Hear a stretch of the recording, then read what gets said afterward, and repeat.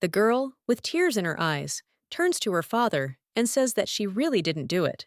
However, the man doesn't even listen to her, and the main character is shocked and wonders how this happened. A little while ago, someone screamed that the princess had fallen. Someone present said that there was poison in the lady's drink, and the princess drank it. The blonde-haired guy then screams at Jubilian, wondering if she really decided to harm the princess. The girl, puzzled, replies that she didn't do it and asks Mikail to believe her. After all, the princess wanted to drink, so she gave her this glass. But at that moment, the guy gets up with the princess and says that it's enough. He also asks if it is because he dumped the girl and loves the princess. The main character at this time comes into shock, and the aristocrats immediately whisper, "Is this jealousy?" But this is very much in the character of the Duke's daughter. The lady could not come to terms with the separation from the son of the Marquis Gassang, and tormented all the women who approached him. Therefore, even the Empress got it. The main character understands the truth that she hated the princess who stole Mikail from her, but she swears that she did not want her to fall into eternal sleep. At that moment, a man approached the lady from behind. Her father, and the emperor shouted at them not to stand there like a pillar, but to immediately take this immoral girl to prison. The main character immediately turned to her father and asked if he believed her, but the man pushed the lady's hand away. The Duke turned to His Majesty and claimed that he would take the girl there himself, but the emperor asked why he should believe him. After all, he uses the situation to get into the dungeon. The Duke says that he will then lock her in the shadow room so that the emperor will trust him. The main character understands that this is a place where neither magic nor weapons work, a place from which there is no exit and where only those accused of treason are sent. If her father forbids her there, it means that he refuses her, and the girl thinks, how can he do this to her? When the lady is in front of the door of this room, she wonders if she really was abandoned. The girl got used to it because her father had been like that since her childhood, when she approached her dad and did not dare to talk to him. But the Duke would only turn around and ask why she was there. Lydia would answer that she just wanted to see him.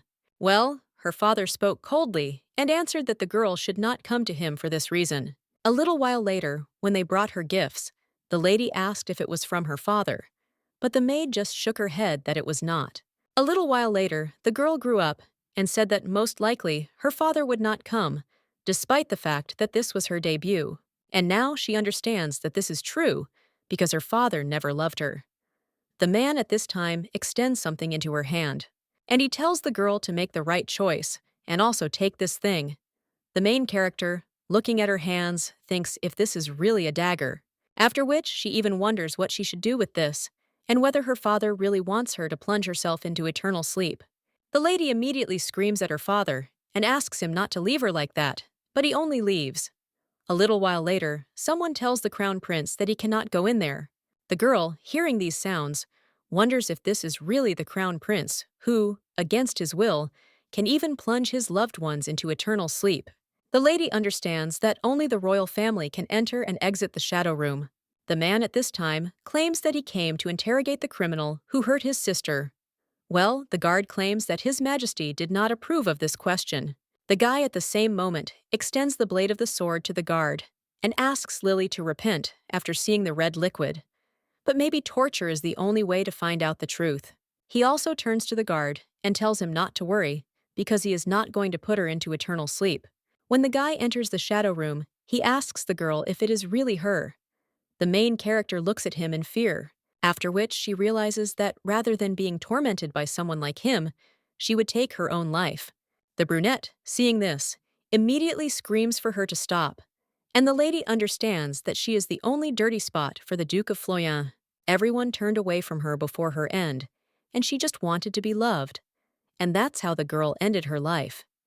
This part of the novel was written at the end of the year. Now the main character is sitting at the table and says that she would really like to know the ending. At the same moment, someone else approaches her and asks if the lady called him to say something. The main character says that he is 3 hours late, but the guy does not apologize and immediately becomes interested. Did Jubilian really call him to scold him? The girl lies resting and understands that she is like a reader of a novel. She knew that she would be abandoned and put into eternal sleep by the main character, so now she says that she wants to tell him directly about wanting to break up with him. Mikail is surprised by this, but then also sighs heavily. The guy wonders what kind of absurdity this is, and does the lady really think he will believe it? Marquis Michael Albert Hessen is the man she loves and the main male character of the novel. His reaction is natural, because in the past, she was an ordinary girl looking for a good job.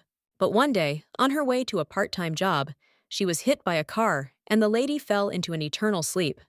Of all people, she was reborn as the villain Jubilian. The lady remembered this after 2 years of her relationship with Mikail, and it happened a few days ago. The lady realizes that she acted according to the novel and treated the maids cruelly. The girl also threatened the baron's daughter and insulted other ladies. Jubilian understands that she harassed everyone who dared even approach Mikail.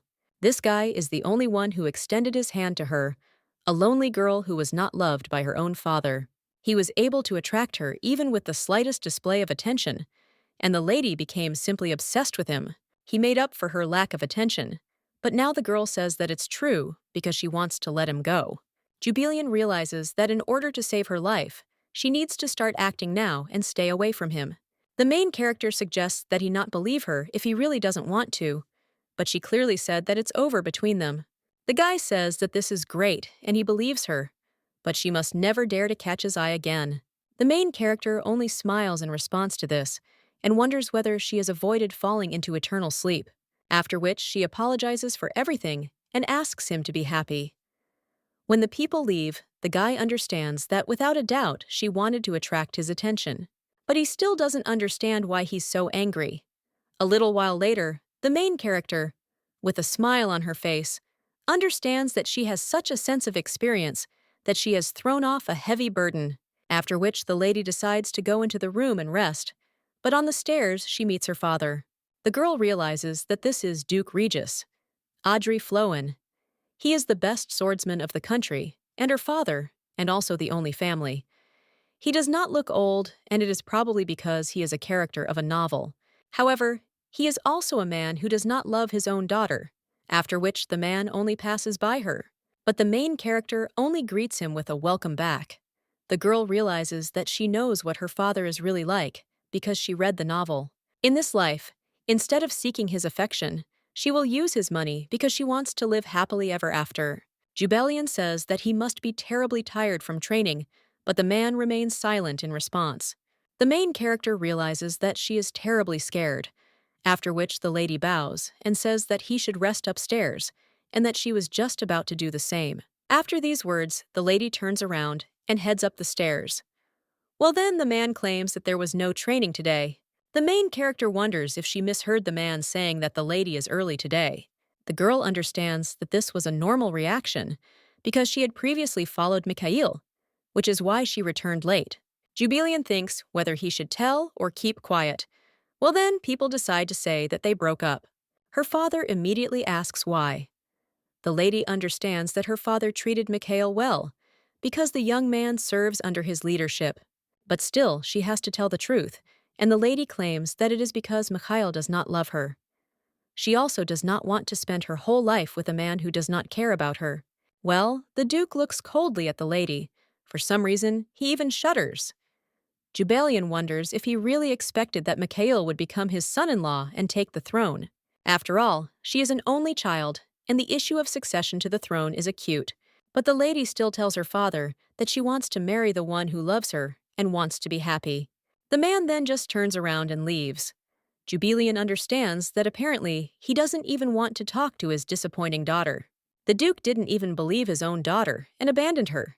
He doesn't have a drop of warm feelings for her.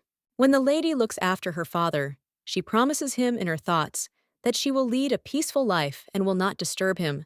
So she asks him to leave her alone as before, because then she will be able to live happily ever after.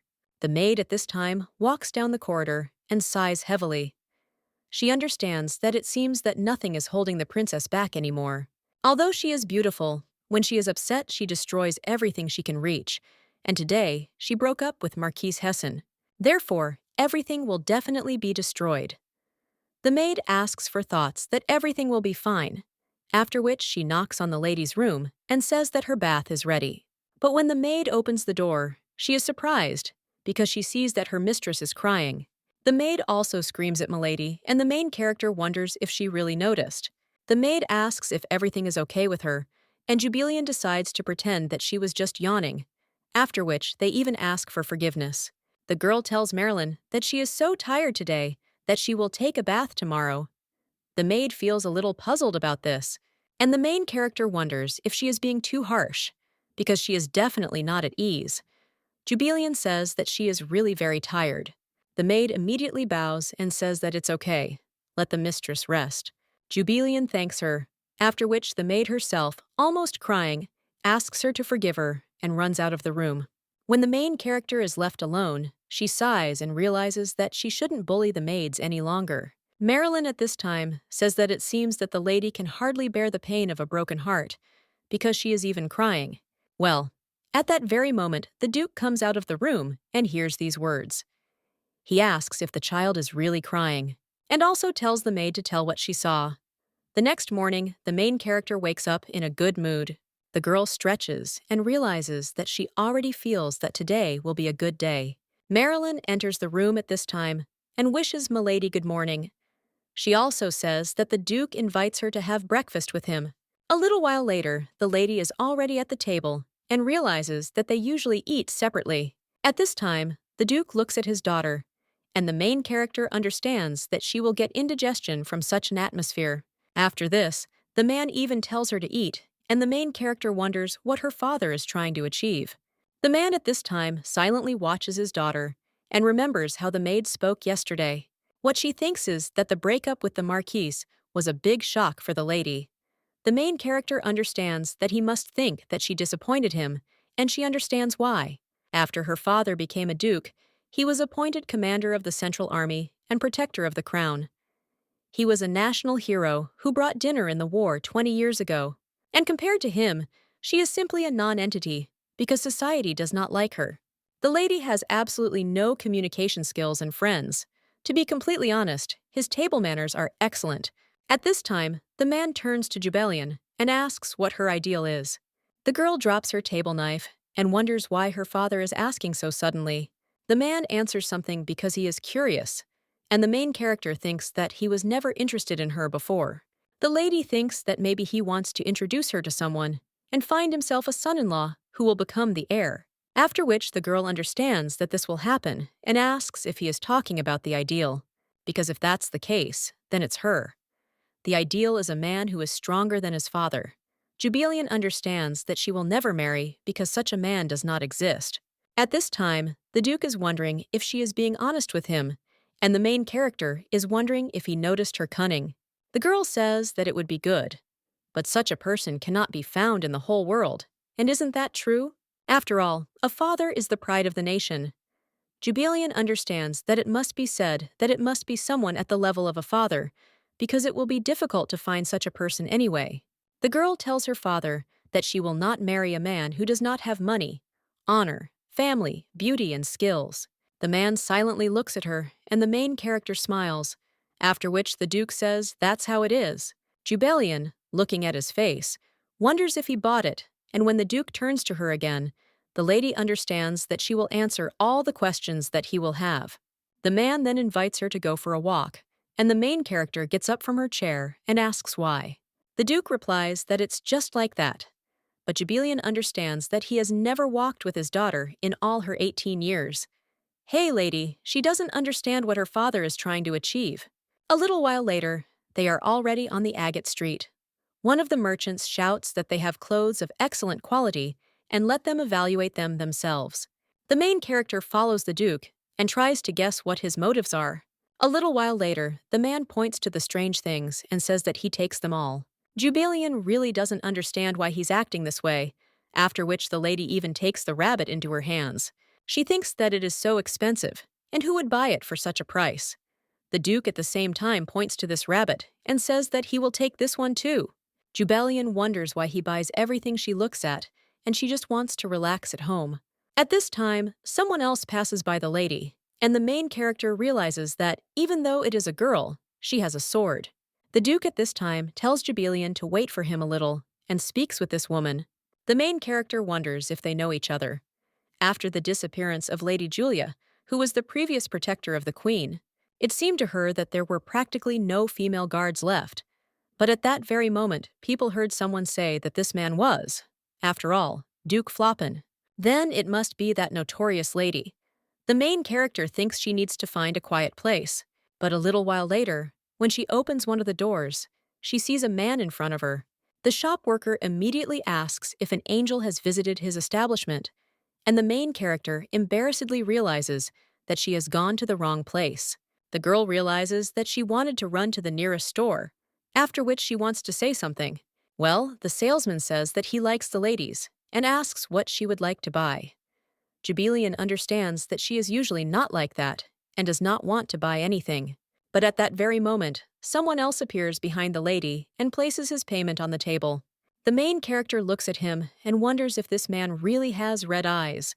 At that moment, the guy glances at her and Jubilian thinks, was she staring too openly, and should she apologize? But the brunette only frowned. He wonders what the girl is looking at and tells her to get lost. The main character realizes that she recognizes this guy because he has a sharp nose and a fierce look. She was staring at him because he was handsome, but now the lady is wondering if he asked what she was looking at and told her to get lost. While the girl looks angrily at the brunette, the seller says that he owes 10 silver. At this time, the main character says that it is true and she was just about to buy this thing. The man asks if the lady is sure that she wants to buy names, to which the girl replies that she has no doubt. The seller asks if she really needs an armor polishing kit. Jubilian, realizing what he is talking about, is a little embarrassed, and then he even says that the fittings in their house have simply become dull, and it would be a shame if they completely lost their shine. At this time, the seller says that one piece is not enough for the fittings in the whole house, and he asks the lady to wait, because he is running to the warehouse right now. The main character is puzzled and tells him to wait, and then he completely understands that everything went wrong. The brunette only sighs at this time, after which he throws a gold coin on the table and takes the polishing kit. At this time, the main character asks for forgiveness and says that he forgot his change. The lady also tells him to wait a minute because he gave one gold piece, but when the guy moves on, Jubilian asks if he can hear her. The girl claims that she wants to say that he gave too much, but at that very moment, she bumps into the guy's back. When he turns around, the lady says that he is probably a foreigner, because an ordinary family can live for 2 weeks on one gold coin, and you can buy 10 polishing kits for it. At that very moment, the merchant approaches them and claims that they have exactly 10 kits for sale.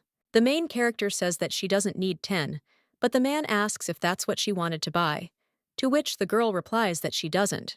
A little while later, someone approaches the lord and informs him that they have returned. One of the servants claims that Duke Floin invited the gentleman to visit his estate, to which the guy agrees. The maid also wonders if something has happened to His Highness the Crown Prince. At this time, the guy remembers the lady who claimed that you can buy 10 polishing sets for a gold coin. But then he turns around and says that nothing. The main character is near the Duke at this time. The man looks at the things in her hands and asks what they are, and the girl replies that they are armor polishing kits. The lady realizes that, in the end, that guy just left, as if money was some kind of nonsense. At this point, the lady's father sighs, and then suggests that they go, and the girl thinks that perhaps in his eyes, she is also nonsense. The girl follows her father and realizes that today seems so long, and that is why she is tired. The lady also feels pain in her legs and understands that she still needs to climb the stairs. Jubilian thinks she needs to take a break for a while. But if she plans to get her father's entire fortune in the future, she shouldn't quarrel with him. Well, a little while later, the lady's foot slips off the stairs, and the girl begins to fall. At that moment, her father grabs her and asks what is wrong with her. Jubilian only asks for forgiveness. The main character understands that he will get angry, and she should have held back, even if she is very tired, and everything is going wrong today. Well, at that very moment, the man picks up his daughter in his arms and says that they are returning to the crew. Jubilian says she's fine, but the Duke suggests she be quiet, and they move on. The main character thinks what is wrong with her today, after which they ask her to put it down, because everything is fine with her, so they can continue shopping. But the Duke says that they are returning home. When the girl wants to object, her father only suggests not to twitch. The lady then understands that it is hard to understand her father. The girl begins to feel worse and worse, after which she wonders what is wrong with her. The Duke says that sooner or later she will meet a worthy man, but the main character at this time can no longer understand what her father is saying and understands that she will simply nod and agree. When the man asks again what is wrong with her, the lady replies that she asks her not to worry about anything. However, at that very moment, the lady switches off and her father excitedly screams again. A little while later, the man asks Jubal to wake up because if he loses her, the main character thinks that it is strange because he has never called her that before, and why does he have such a face as if he is about to cry? A little while later, the girl opens her eyes and realizes that she was having a nightmare. The doctor immediately asks how Milady is feeling, and the girl wonders if it is Alan. Well, the guy just says that the lady didn't wake up, and they were very worried. Everyone around him was asking him when the lady would wake up. Jubilian realizes that she seems to have lost consciousness. The girl also wonders how long she slept, but the man replies that it's 3 days. At this time, the maids run into the lady's room and ask how she feels. At this time, the main character notices a mountain of gifts and wonders what it is. One of the maids replies that these are gifts from other noble ladies, with wishes for a speedy recovery, and the main character thinks that this cannot be because she has no friends. At that moment, the lady's father enters the room and asks if she is awake. The girl wonders if she is still asleep, after which the man removes his hand and invites the lady to rest. Jubelian understands that, as expected, he immediately left. But she no longer hopes for anything. A father with a cold heart neglecting his sick daughter. Something like this could undermine his authority in the eyes of the servants, so he still went to see her. While the lady was sick, she realized something. Flowers and gifts were sent to her only because of her last name, and not because anyone was worried about her. And as expected, without her father's money and property, she will not be able to take care of herself. At this time, the maid wonders if the lady is really going to answer all these letters personally. The girl replies that yes, people sent her these letters to support her, and according to the rules of etiquette, she should respond to them personally. The main character understands that the first thing is reputation. She needs to fix her terrible reputation that she acquired by doing all those terrible things. A little while later, the girl reads a book and the maids look at it in shock. The girl understands that education follows period. Although her father does not intend to bequeath the duchy to her, the lady must still inherit a certain amount of money, so she should learn to manage money wisely. The girl began to prepare to become independent, but still understands that it is so boring. Who would have thought that she would suffer from her unwillingness to study in the past? But she feels like she has aged 10 years. But the girl understands that this is the price of becoming independent, and when she enters one of the rooms, then she sees her father there and immediately wishes him good morning. Jubelian thinks that she didn't even know he was in the office. The man at this time says that it is already noon, and the lady understands that she was immediately scolded. Jubelian says that this is true, and she misspoke a little. At this time, the man notices the textbooks in the lady's hands and wonders if this is a book on managing a duchy. He looks at his daughter as if asking why she needs to read this. Jubelian replies that she does, and she was curious about his duties as a duke. But her father wonders why the girl is interested in this. The main character wonders if he really decided that she wants to remove him, after which she even claims that she is simply curious, and there are no hidden motives. Well, the lady's father tells the girl to sit down. The main character remembers the doctor's words that she needs to avoid strong stress and not get nervous. The lady understands that she doesn't know how things are with nerves, but here it is, stress. The lady also thinks that she needs to continue smiling, because it is difficult to understand his mood, after which the girl completely understands that if this continues, she will again fall unconscious. The man asks if the lady knows the 3 elements that make up the duchy. The main character is a little surprised by this, after which she replies that these are buildings, land and decrees issued by the ruler. He establishes laws about the inhabitants are obliged to execute them. The man says that this is great, and the main character replies that she has read the book, after which her father says that means the lady knows everything, and then he asked questions for another hour. Jubelian thinks, what kind of unexpected exam is this? The man seriously wonders what the lady thinks about this, and the main character wonders why her father is doing this. Later, the lady, although she doesn't show it, is wondering when this will finally end. And an hour later, the butler informs the lord that a guest is waiting for him. The main character understands that she is finally free. And when her father leaves, he looks at the lady, but she directs her eyes to the book and understands that there is no need to establish eye contact with him. The Duke then smirks and hands the lady another book and tells her to read it. The main character, looking at this book, understands that this is a textbook on tactics and strategy. A little while later, the main character is still sitting at the textbook and understands that since her father told her to read it, she must do it. At this time, the lady also notices some kind of pendant inside the book, and a little while later, she is already heading somewhere. The girl thinks that maybe her father is still in his office, and it would be right to return the pendant to him. But when the lady approaches one of the turns, she hears someone screaming for the man not to try to kill him. Another voice replies that he is warning, not persuading, but his interlocutor cries out that his intervention is not required. Jubilian realizes that, if she thinks about it, she has not seen her father argue, so she needs to quickly return the pendant and leave. But at that very moment, the man calls the name of his interlocutor, and the main character wonders if his name is Max. The lady wonders who it is, and if they are so close that they only call each other by their first names. When Jubilian looks at his back, he realizes that this guy doesn't look like a knight, and wonders if he's a mercenary. But at that very moment, the young man turns around, and the main character at that very moment hides around the corner. The girl realizes that she almost got caught, but then she wonders if this is the man from the gun store. The Duke at this time says that the art of fencing is meant to serve to protect that which is dear and not to plunge into eternal sleep, and it seems that the guy has forgotten about this. At this time, the brunette asks the teacher if such weaknesses are necessary. Jubilian wonders if he really said teacher, but she didn't know that her father was training someone. The Duke at this time claims that sometimes such weaknesses only make them stronger. Well, his interlocutor just turns around and claims that he doesn't even want to listen because he still has a lot of things to do, so he leaves. Jubilian, watching this from the side, thinks why behave so rudely. The Duke at this time turns to Max and says that one day he will understand. Someone will become so dear to him that he will want to protect him at any cost. The main character wonders who he is talking about and whether her father really has such a person.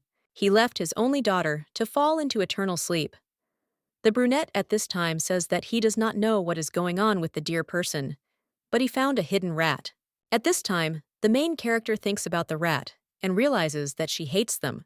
At this time, the crown prince says that he will catch this rat as a teacher, and the main character mentally asks him to do this.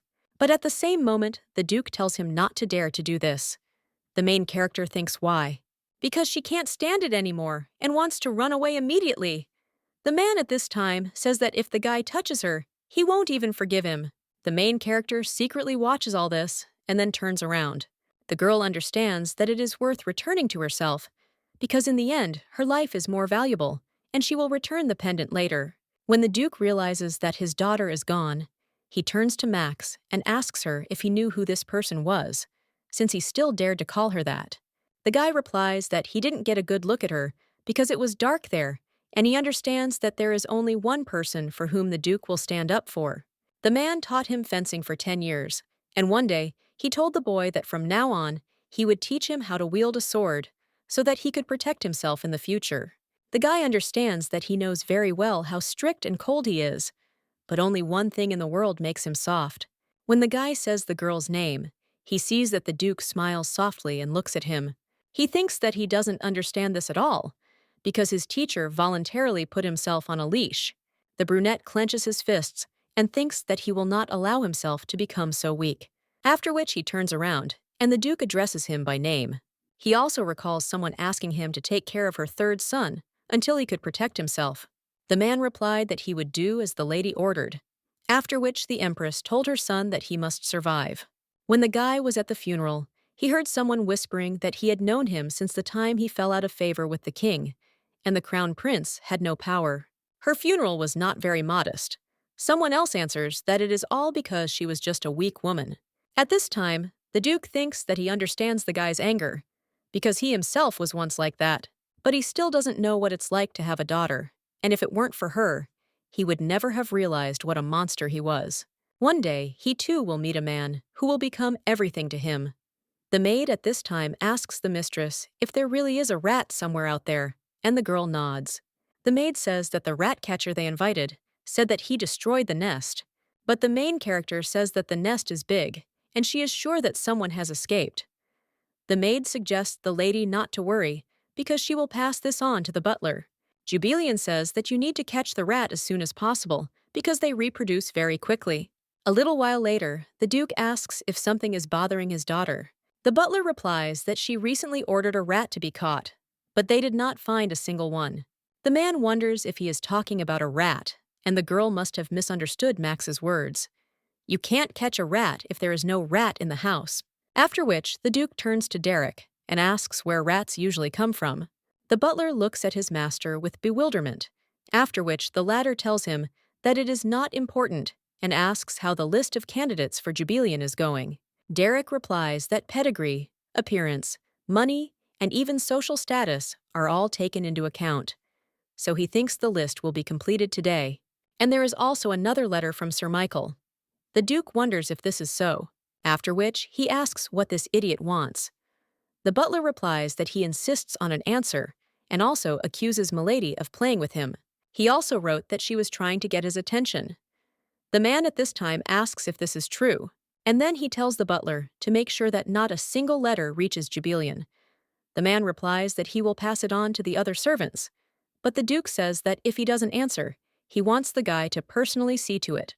And if more letters come, let him just burn them. A little while later, the maid tells Milady that she was told that the rat was caught. The main character asks if this is true, to which the woman replies that yes, she was the only one who fell into the trap. Apparently, there are no more rats, and this one accidentally wandered into the house. Jubilian understands that now she can walk around the house again and not be afraid, and that's why she was hiding in the garden. The maid at this time says that another letter has arrived for the lady. The main character, looking at it, wonders if it is from Count Arlo, and if he answered her letter. When the lady opens it, she sees that it is an invitation. The girl understands that it is Rose who sent the letter. This is one of those who tried to harm her, as well as a villain and one of the princess's friends. The girl understands that she is not on the best terms with her now, and now she has an invitation to a banquet that will take place in 3 weeks. The main character asks Marilyn Will to bring her flowers from the garden, and asks another maid to bring her ribbons and bows. Jubilian thinks that independence means independence, after which she also says, so that they bring cookies. The girl understands that she still needs to avoid anything that could lead to her falling into eternal sleep. A little while later, the lady with pink hair looks at the letter happily. The main character wrote that she sincerely congratulates her on her 17th birthday, and it was a surprise to receive an invitation to the celebration, so she hopes that her presence will not be unwanted. The girl realizes that Lady Jubilian personally wrote and decorated it for her, and it's so cute. After which she starts rocking on the bed and realizes that even the fact that she just responded to her, the letter, is already a huge surprise. And the fact that she even accepted the invitation is completely surprising. The girl understands that in fact she admired her. When Rosa was at events, she looked at Jubilian and realized that she looked just like a doll. However, when the girl approached the lady to greet her, the main character just passed by and turned to Mikail. She completely ignored Rose. But now the lady with pink hair understands that she has already forgiven her for everything, and she needs to answer. A little while later, the main character sees a pink decorated letter in front of her. Jubilian realizes that she never thought the Count's daughter would respond. She then opens the carelessly folded letter and reads what is written there. While reading, the main character smiles and understands that it is very sweet because Rose tried to repeat her letter. But then the main character sees that the letter is 10 pages long, and she can't believe that this girl is so happy about her letter. Jubilian reads that it says there will be a grand celebration. One of the maids says that Milady is reading the letter from her first friend so carefully, and another adds that she is about to burst into tears. The main character understands that this is not so, and judging by how openly this girl expresses her emotions, she will expect approximately the same from her. At the same time, in high society, one of the ladies asks if everyone has seen the letter that Lady Floyne sent. Another replies that yes, and it seems that she has finally matured. Well, another one says that people like her don't change. The lady sitting next to her replies that this is true, and have they all really forgotten what this girl did? However, one of them says that although the lady had previously behaved like a snob, she has now accepted her invitation. And someone else is wondering what could have made her accept him, since previously the lady only attended royal banquets. But the girl, although she is the count's daughter, is not some kind of outstanding person, and one of them asks what the girl is up to. Someone else asks if it has become fashionable to decorate letters with flowers and ribbons. But another girl asks if she even knows who Lady Floyan is, because the fact that she decorated her letter with flowers and ribbons already makes it fashionable. Mikail, listening to all this, clenches his fist and wonders if Jubelian is now running after Count Arlo's daughter. A little while later, the guy returns to his mansion and tells the butler to tell Count Arlo that he accepts his invitation to the banquet, and the butler agrees. After which, the guy also asks if he has received any letters. The servant replies that there is none, and wonders whether the master is expecting a letter from someone. However, the guy replies that no, after which everyone tells him that the butler is free and he leaves. Well, as soon as the door closes, Mikail gets angry and thinks that this is how it is. He can't believe that the girl dares to ignore his letters, and it seems that Jubelian really wants his attention. But she will regret it.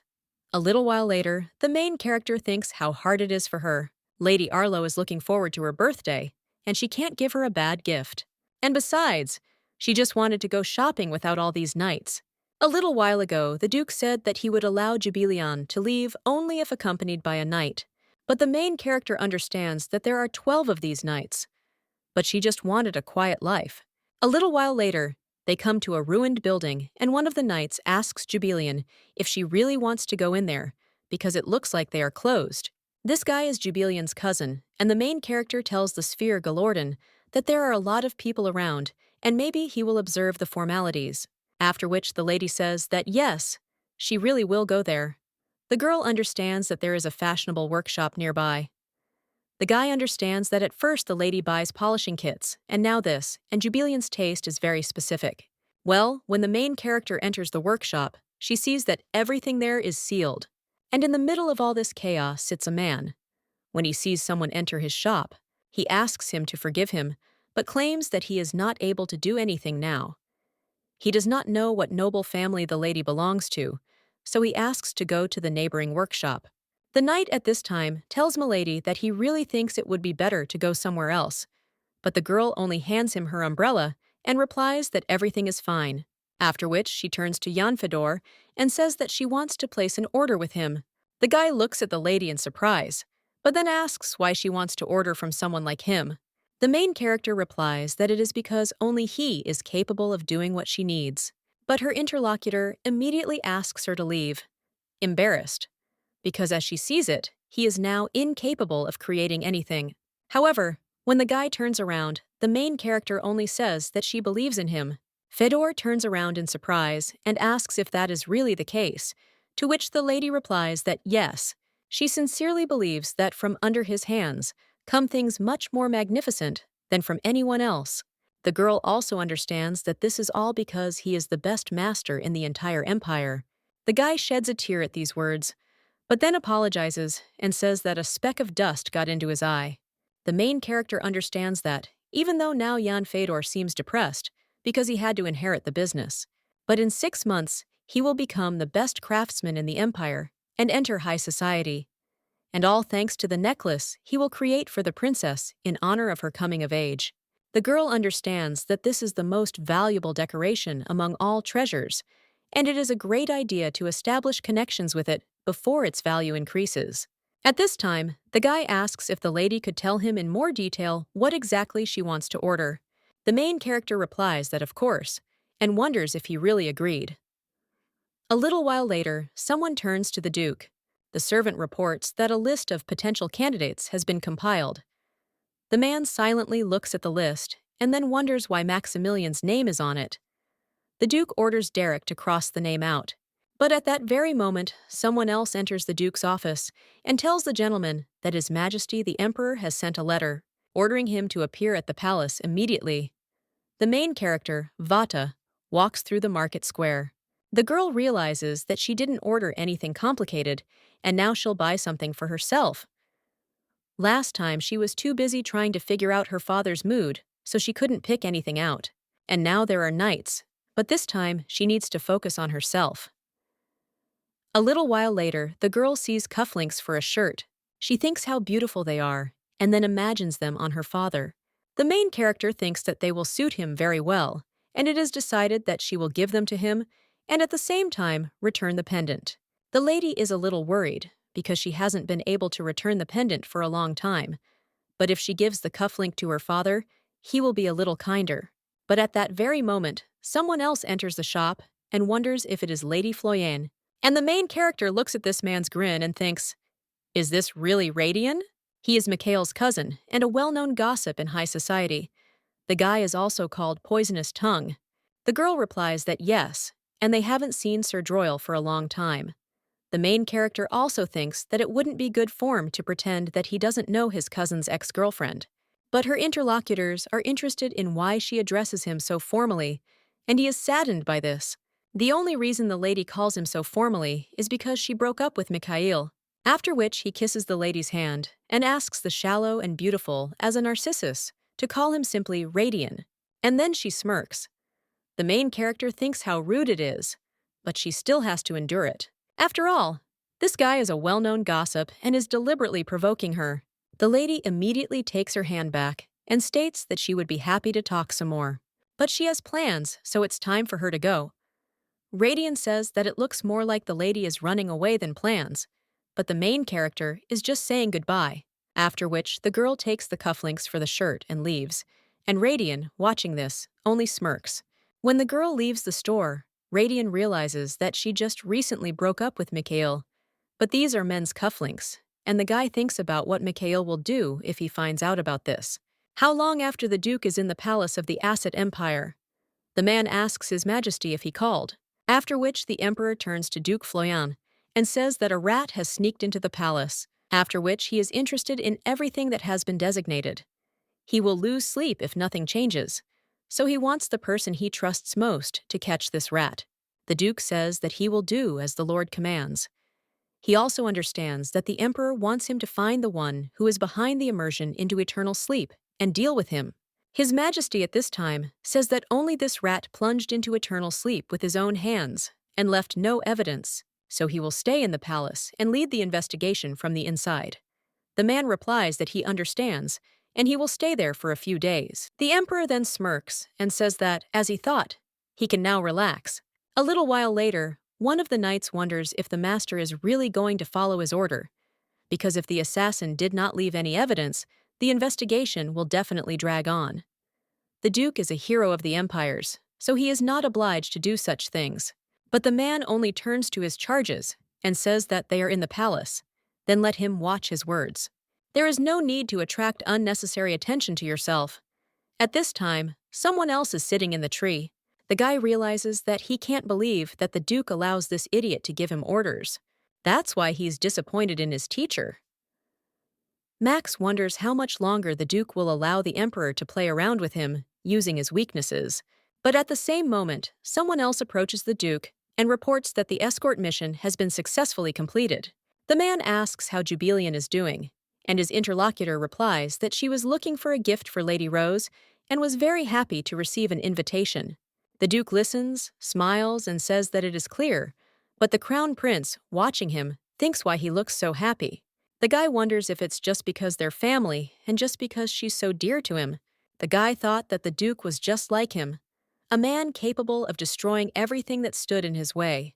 But whenever he thinks about her, he becomes soft and opens up. A king who considers his own children just toys, uses the Duke's weakness to put him on a leash, after which the guy completely remembers the teacher's words, that such weaknesses happen and only make them stronger. But the brunette understands that this is complete nonsense, after which he understands that it is worth looking at his weakness himself. Radian is visiting Mikail at this time. He greets the guy, and then says that his legs hurt so he will sit down. Mikail turns to Radian and asks if he really needs something from him. His interlocutor replies that of course he has good news, but he won't tell them until Mikail offers him some tea. The blonde suggests that he just say what he needs, after which Radian sighs and says that the guy is such a grump, and that's probably why Lady Floyan dumped him and found herself a new guy. Mikail immediately turns around and asks what the hell he's talking about. His interlocutor asks what he's talking about, because with these words, the guy hurts him right in the heart. He saw with his own eyes how the lady bought cufflinks as a gift, and these were men's cufflinks, after which he asks Mikail if he understands the situation. Such gifts are given only to very close people, and for lovers, it means that they belong to each other. At this time, the blonde is wondering if Jubalian could have a lover, but his interlocutor smirks and asks if this is bad news. After all, the guy was so worried that she was playing with him and just wanted to attract attention to these breaks, after which the man sees the butler approaching and says that he is just in time. He also thinks that the conversation will drag on, so he offers to bring him some tea, but Mikail only tells the guy to get out, and if he said everything he wanted, then let him go away. Radian gets up from his place and says goodbye, and also says that if he spoiled the guy's mood, then he asks for forgiveness, although he doesn't understand what he said to cause such a reaction. At this time, Mikail is in shock and wonders if Jubalian has found someone else. The guy also remembers how the lady said that she loved him and understands that the lady acted as if she was head over heels in love with him and so quickly found another, after which he hits the table.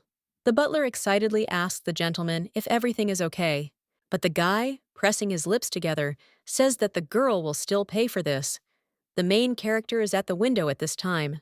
The girl wonders if her father is late again because of work, after which she becomes completely depressed. The maid, looking at the lady, says that the gentleman is training, so he said that he will be gone for a couple of days. Jubalian asks if this is true, and she understands that she wanted to get rid of the pendant as soon as possible and give the cufflinks. The maid thinks that probably Milady is so upset because Monsieur de has returned. A little while later, the main character falls asleep with the book, but at that very moment, someone opens the door from the balcony.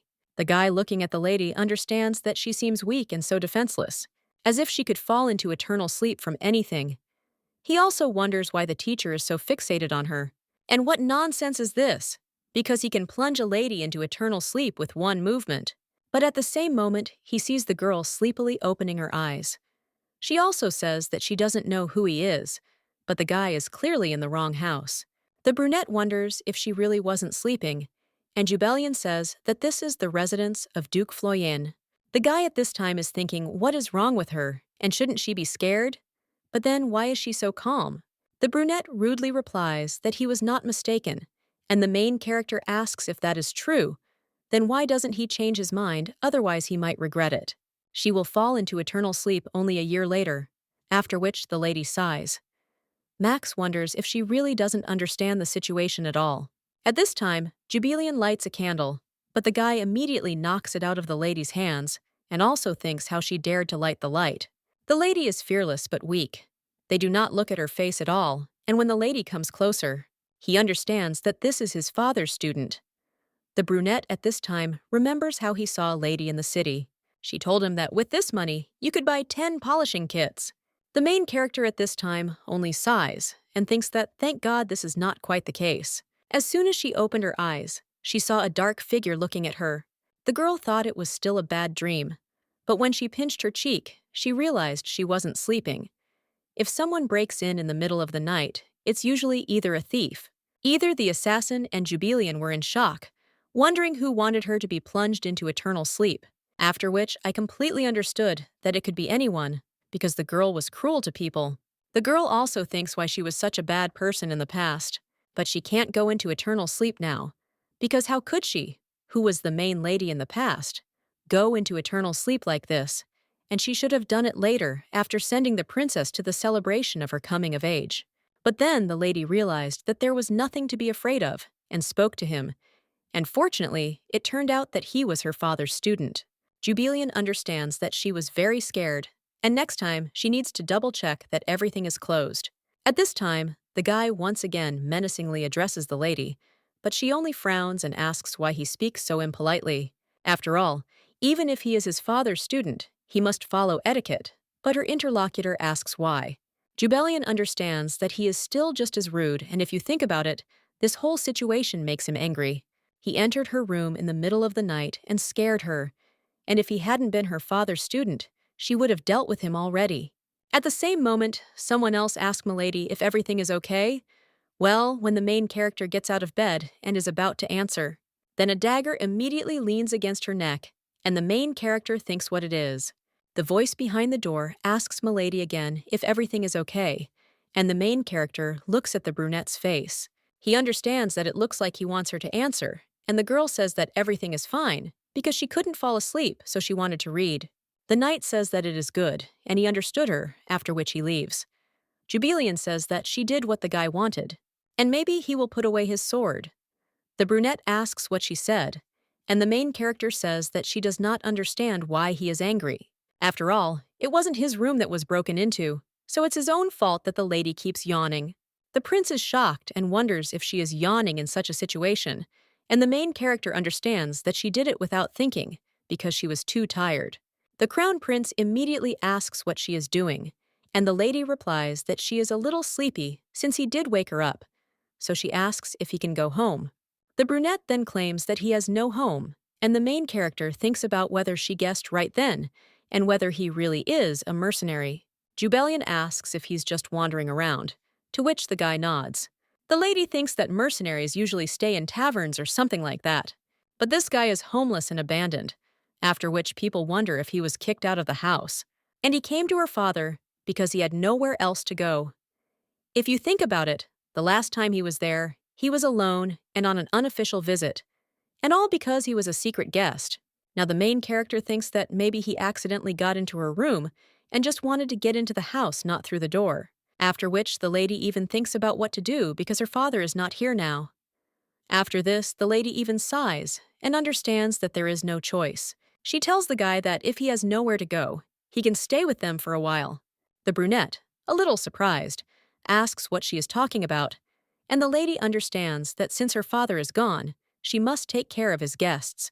The girl notices a blanket lying nearby, after which she picks it up and carries it to the crown prince.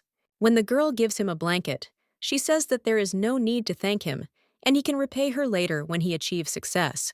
The brunette looks at the lady in bewilderment, after which he goes to bed and says that now she is going to sleep, and he should figure out where to lie down. And the girl really fell asleep, after which the crown prince wondered what had happened.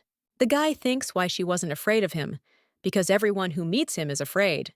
Most try to hide their fear, but that look that flashed for a moment was strong and calm, after which the guy completely understands that there is no point in thinking about it, because that lady is just a nuisance.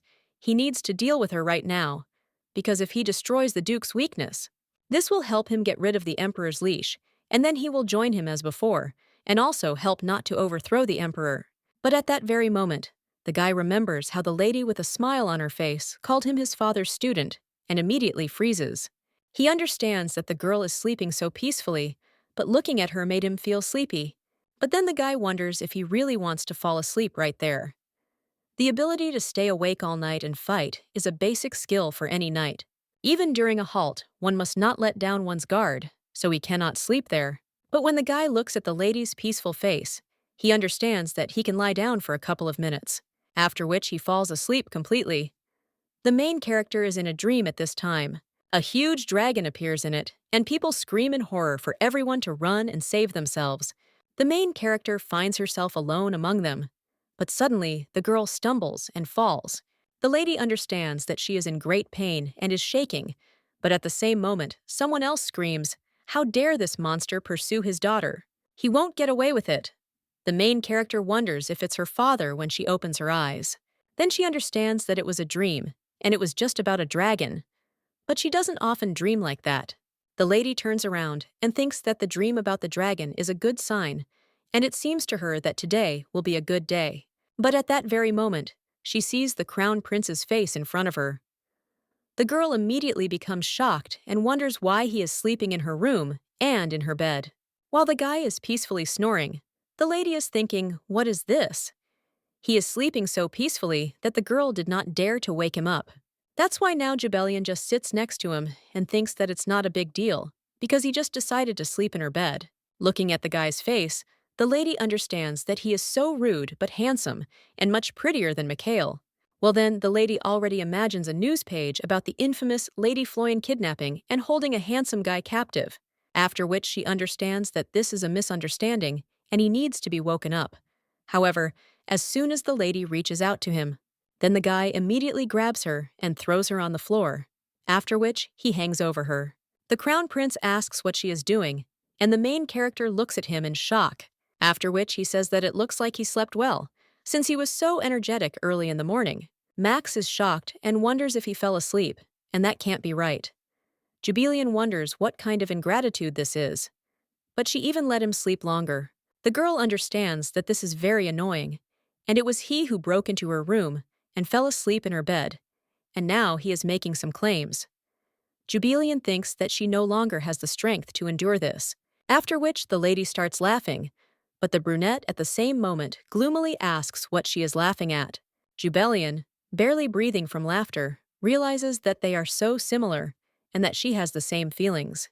This guy looks like a black cat, and she met him when she was a child. This cat behaved the same way and came into her room whenever he wanted. Fluffy slept on the bed whenever he wanted and was cheeky and fluffy until the very end. The lady realizes that he is just like that cat, and she can't even stop laughing when she thinks about it. But at that very moment, one of the maids knocks on the lady's door and asks if she is awake. The main character understands that she needs to calm down and think about something else. It's not funny because she can't appear in front of the maids like this, after which the lady tells them to wait a minute. She also tells the guys to follow her, and he is very annoyed but follows her. The lady understands that if he hides there, everything will be fine, or when she pushes the guy into the closet, she tells him to sit quietly, because they don't want anyone to misunderstand something. The brunette asks what she's talking about, and the main character replies that, for example, they slept together last night. The crown prince asks what she is talking about, after which he says that it is enough, because he does not have time for these stupid games. But the girl replies that in animals this is called mating, which makes him freeze completely. At that very moment, the guy cries out in embarrassment, asking what she is talking about, but the lady immediately closes his mouth, and she whispers, "Has he really gone crazy?" But she can't even imagine what will happen if the maids hear him, so there's no need to scream like that. The maid outside at this time realizes that she seems to have heard something, after which he turns to the world without intending to open the door. But when the maid pulls the door handle, she wonders why the door is closed. Jubilian turns to the guy and tells him to sit there and trust her. The brunette nods in response to this, after which he climbs into the closet and the main character smiles. The girl says that it was necessary to do it this way right away and strokes the crane principal on the head. He irritably asks how she dares to pet him, but at that very moment the maid turns to Milady, and the girl replies that she is already on her way, after which she locks the guy in a tight closet. When the maid enters the room, she asks Milady if something happened, because she locked the door. The girl apologizes for making Marilyn worry, and says that everything is fine. After all, she was simply afraid that someone might break into the room. The maid asks what she is talking about, after which he is interested in Milady too. Maybe there will be such a feast, because this is the Duke's house, and not a single thief will dare to go there. The main character smiles, but understands that there is one, because he dared to do this.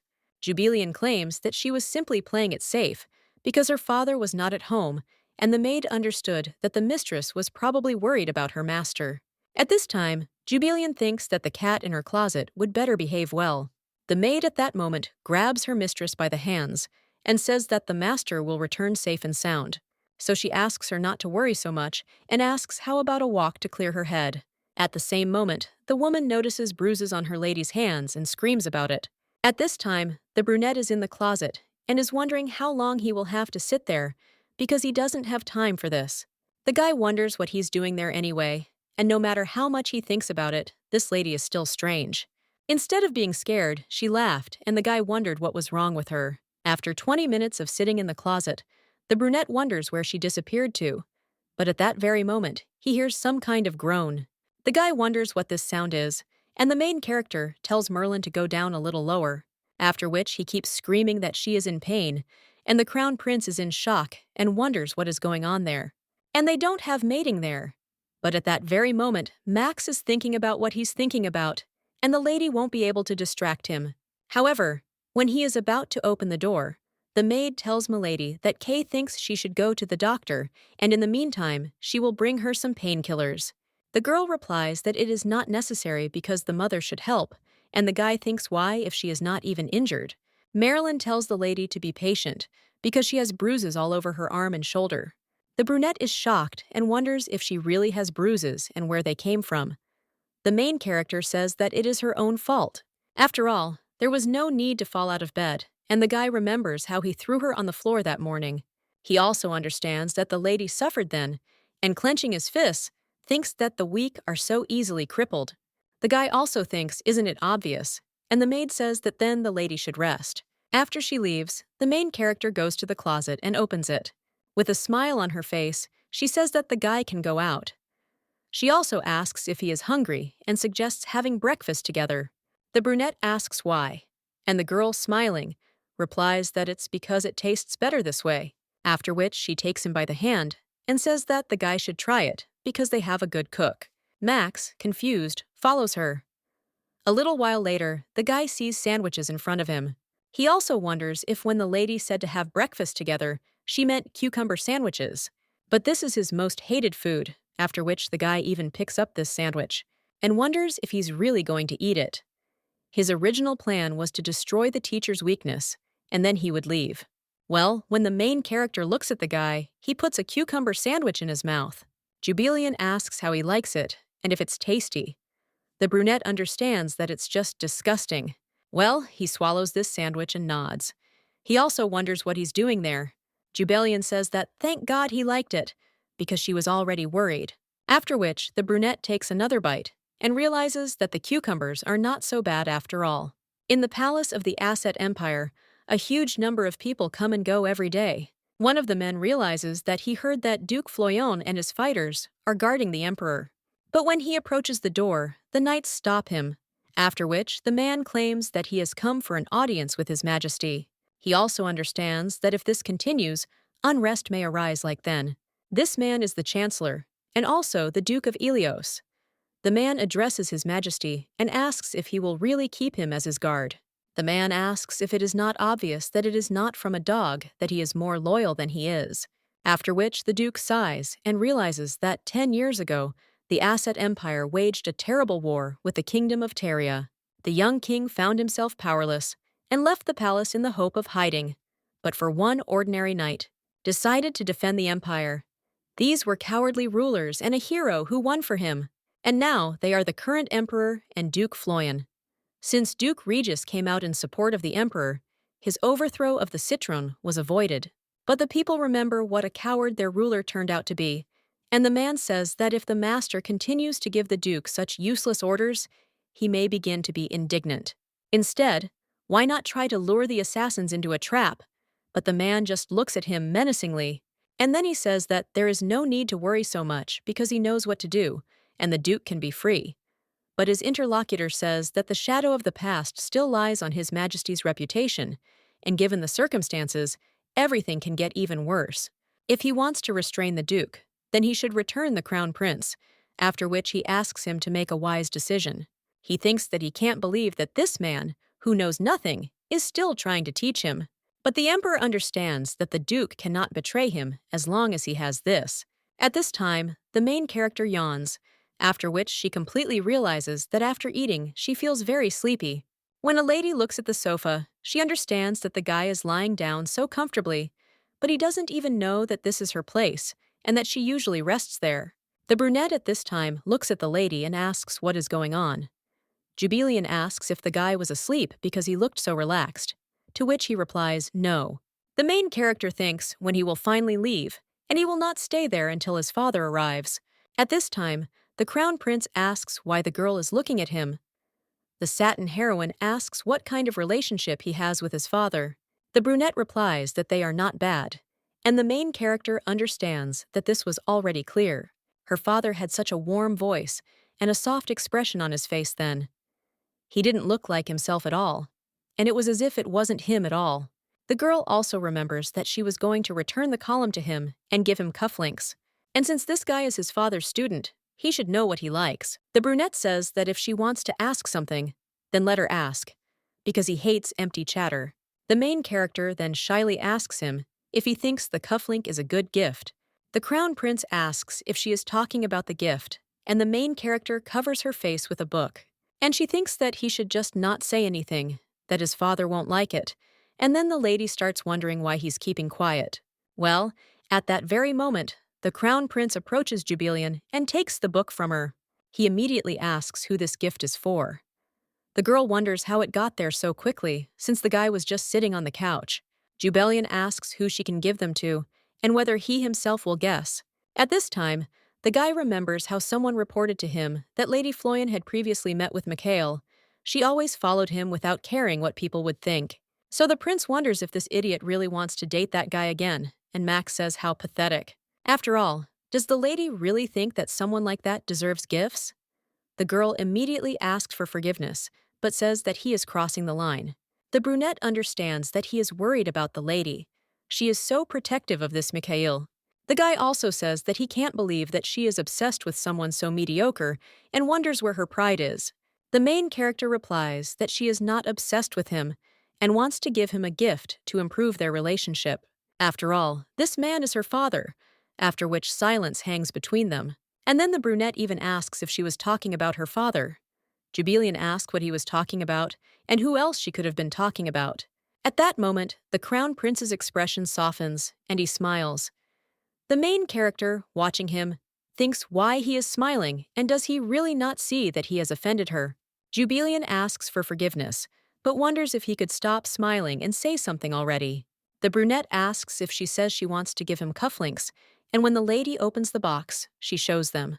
Max claims that he thinks it's a useless gift, and the main character curses in her mind. The girl also says that he must be a master at choosing gifts. Her interlocutor replies that he recently sent one to his father, because lately he felt bored, so he helped him find the strength to live for the next couple of years. The main character asks what he gave his father, but the guy replies that he won't tell. He also says that it doesn't matter what the lady gives, the Duke will be happy with everything. Jubilian just smirks and wonders what he's talking about.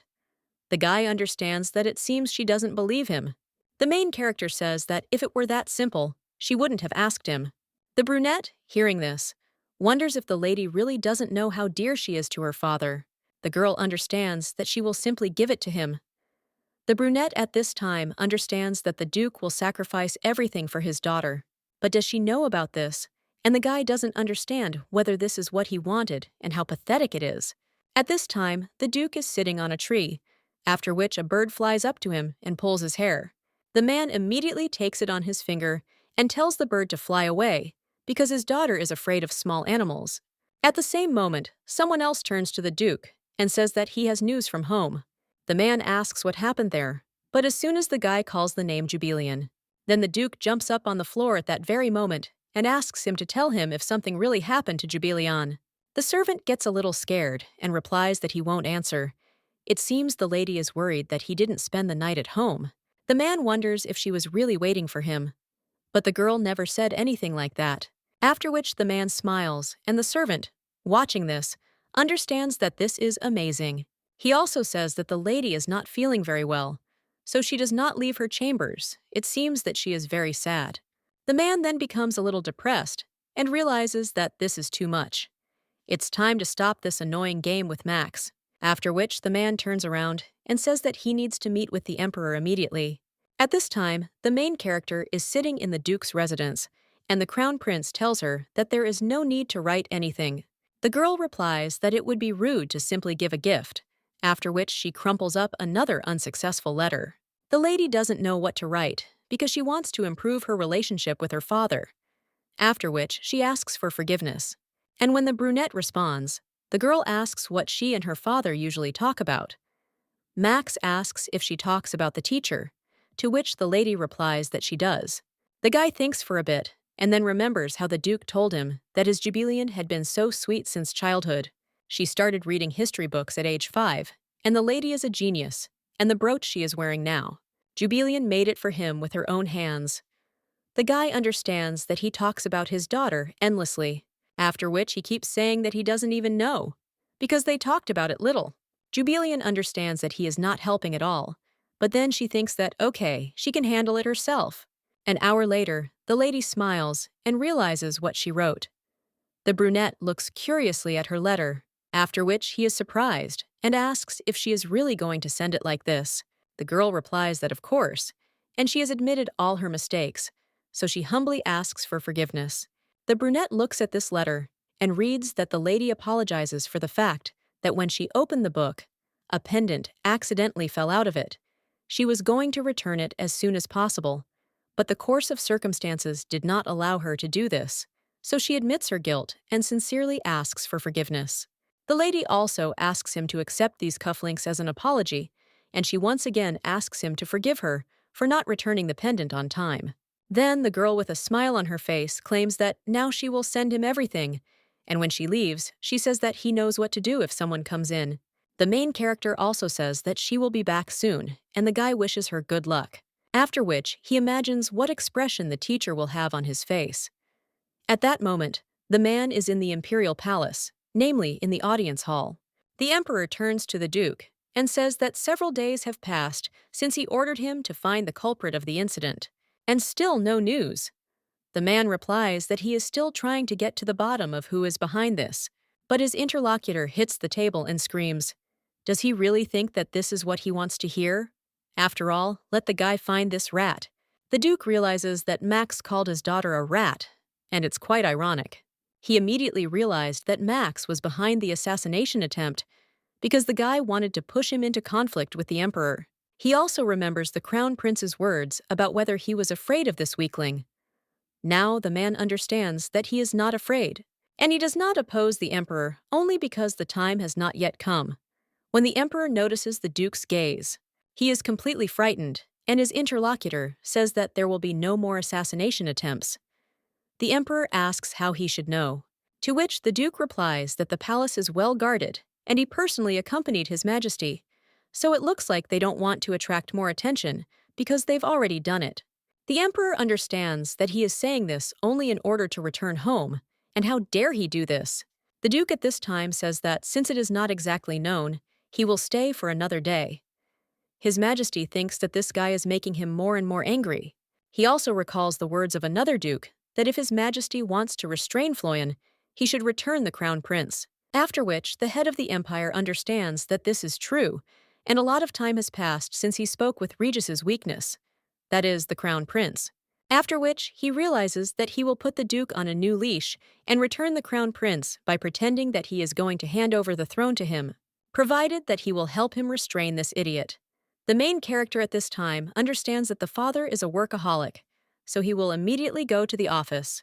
When the lady enters her father's office, she sees neatly folded documents on his desk. The girl also wonders if her father's office was always so big, but she is glad that her father is not there.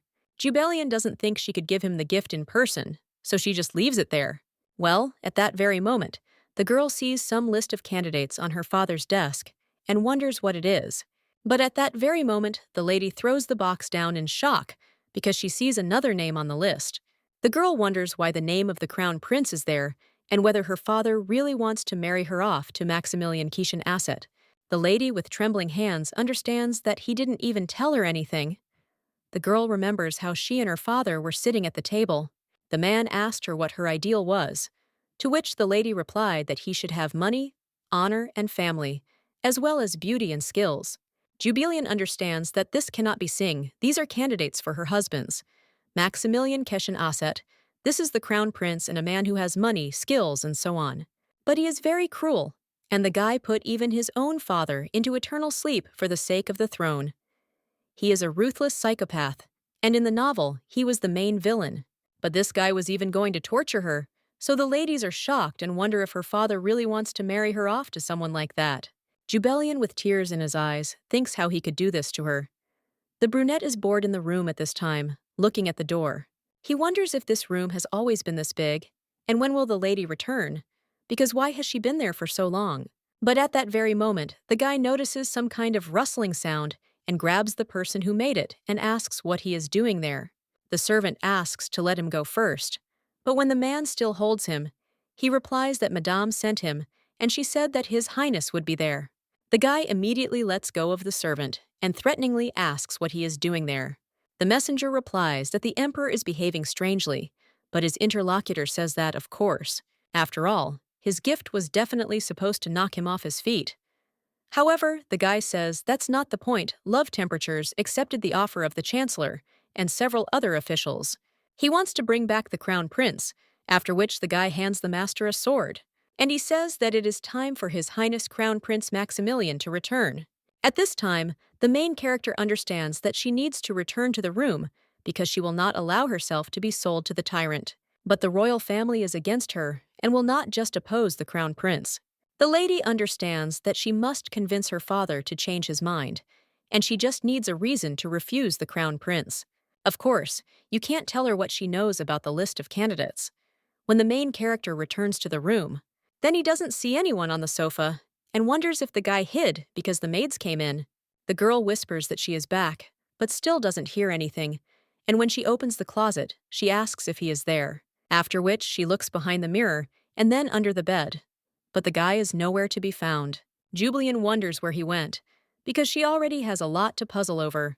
At the same moment, the lady notices the note, and when she looks at it, she sees that the guy wrote that she should not look for him, because he left and will return when the time comes. She understands that the cat would have written more politely, but she understands that she did not ask him to come again. The girl also feels the silence in the room and says that he left so suddenly, but she wanted to say goodbye to him personally. The brunette is heading somewhere on a horse at this time. He also wonders whether the lady read the note and then even ponders why he wrote it. And also, what if the girl doesn't look for him? It seemed to him that his presence in their house was so natural, after which the guy starts looking at the house from the top of the mountain once again. The servant turns to the crown prince in surprise, but he only moves on and says that they will take a shortcut. A little while later, the main character wakes up and wonders why it is so bright and why he didn't wake her up. But at that very moment, the lady notices in her hands a note that she read yesterday and understands that the guy has left. She wonders if he found a place to stay. But at the same time, the girl also wonders why she should worry about this, because she has more important things to do. But she still understands that she fell asleep while she was coming up with a plan and nothing came to mind. The girl looks at the gift for her father again and then imagines how the man will coldly ask why he should wear these cufflinks. The lady understands that she needs to return the pendant as soon as possible, but she has more and more things to do every day. At this time, the maids notice that the lady is behaving strangely. One of them says that usually the lady walks a lot, but recently she has not left the room, and she only looks out the window, so it must be the absence of the Duke that is now affecting her so much. Marilyn, watching the lady, understands that today she is especially depressed. A little while later, she turns to Milady and says that the weather is fine today, but the main character only replies that yes. Marilyn asks, how about a short walk? Because she will feel better from the warmth sunshine. The girl asks if this is true, but she was always sad when she was left alone at home. The maid almost cries for a while and remembers how her little mistress said that she didn't want to sit in the house. The father is not in the house, and she will be left alone. The maid understands that the lady may have been cruel and selfish, but she has been so lonely since childhood. After which the maid hugs the lady and says that she will always be by her side. A little while later they go outside, and the main character is sitting at a table with desserts. At this point, the maid notices that Milady's favorite strawberry cupcakes are gone, and she immediately runs away, screaming that she will make new ones right away. The main character wants to say that everything is fine, but she sees that the maid has already run away. Julian thinks that maybe it's for the best, because it wouldn't hurt her to be alone. The lady understands that she must come up with a plan before her father returns, and that she must find a solution before new problems arise. But at that very moment, the girl is thinking dejectedly what to do. At that very moment, the lady hears someone's voice saying that this is where she is. It turns out that it was the Duke who rode on horseback straight to his daughter. Julian is shocked and asks if it is really her father and wonders why he came back so soon. But she thought she had more time. The butler said that the gentleman had conveyed that he would be gone for a long time, and now the main character says that her father has returned earlier than expected. Julian said that the training ended early and wondered if his father was tired. But she would tell Marilyn to prepare a bath, but then the girl said that if he had not had lunch yet. At that moment, the lady stopped and thought, is she really talking about lunch with her father? Because if so, it would be better not to say anything. At this time, the man turns to his daughter and says that from this moment on, he will never leave her alone again. The main character is a little embarrassed, but then he thinks why his father says this so suddenly. The man claims that he wanted to get back quickly and asks if Jubilian has already had dinner. The girl replies that she is not at home yet, and the man says that even if he is not at home, then the daughter must take care of herself, otherwise she may lose consciousness again. Jubilian only droops at such words and understands that it will be difficult to marry her off to the crown prince if she constantly faints, and her father wants her to look good on the bride market. At this time, the man only tells her not to lose consciousness again. Their main character understands that she is scared. After all, now she won't be able to tell him even about her cold. At this time, the Duke approaches his daughter and suggests going to dinner. The main character thinks why he took her hand again, and then remembers it completely. As the man in the novel led his daughter into that horrible room, Lyta realizes that it was foolish to expect anything good from her father. She used to follow him around hoping to attract his attention, but she doesn't do that anymore. A little while later, they are sitting at the table, and the main character realizes that she feels so awkward because they are having lunch together right after his return. The man at this time says that he heard the lady was invited to a reception next week. Jubilian understands that he knows and says that yes, the Count's daughter invited her to the birthday celebration. The Duke then asks who she will go with, and the main character understands that she has not yet found who to go with, and what if he tells her to choose one of the candidates from the list? The lady clutches her handkerchief and says that she has received several letters with invitations. Many want her to go with them, and the lady wonders if that's wonderful. But they are all so cute that she doesn't know who to choose. The Duke at this time looks at his daughter and then turns around and says that it is clear. The main character wonders if she was able to get out of it and realizes that she needs to quickly finish eating and write a letter. A little while later, the main character looks at a whole pile of letters and tells Marilyn that there are many more offers there than she expected. The maid tells Milady that she has plenty to choose from, and the main character asks if this is true. The girl realizes that one of the candidates is a member of the Imperial Knights, known for his swordsmanship and refined manners, namely Sir Boromir. The second is the son of Count Lowain, known for his handsome appearance and sharp mind. And 3 is one of the high-ranking officials in the Ministry of Foreign Affairs, the son of Marquis Crocus. The lady told her father that she would choose someone, but the candidates were so good that it would be difficult.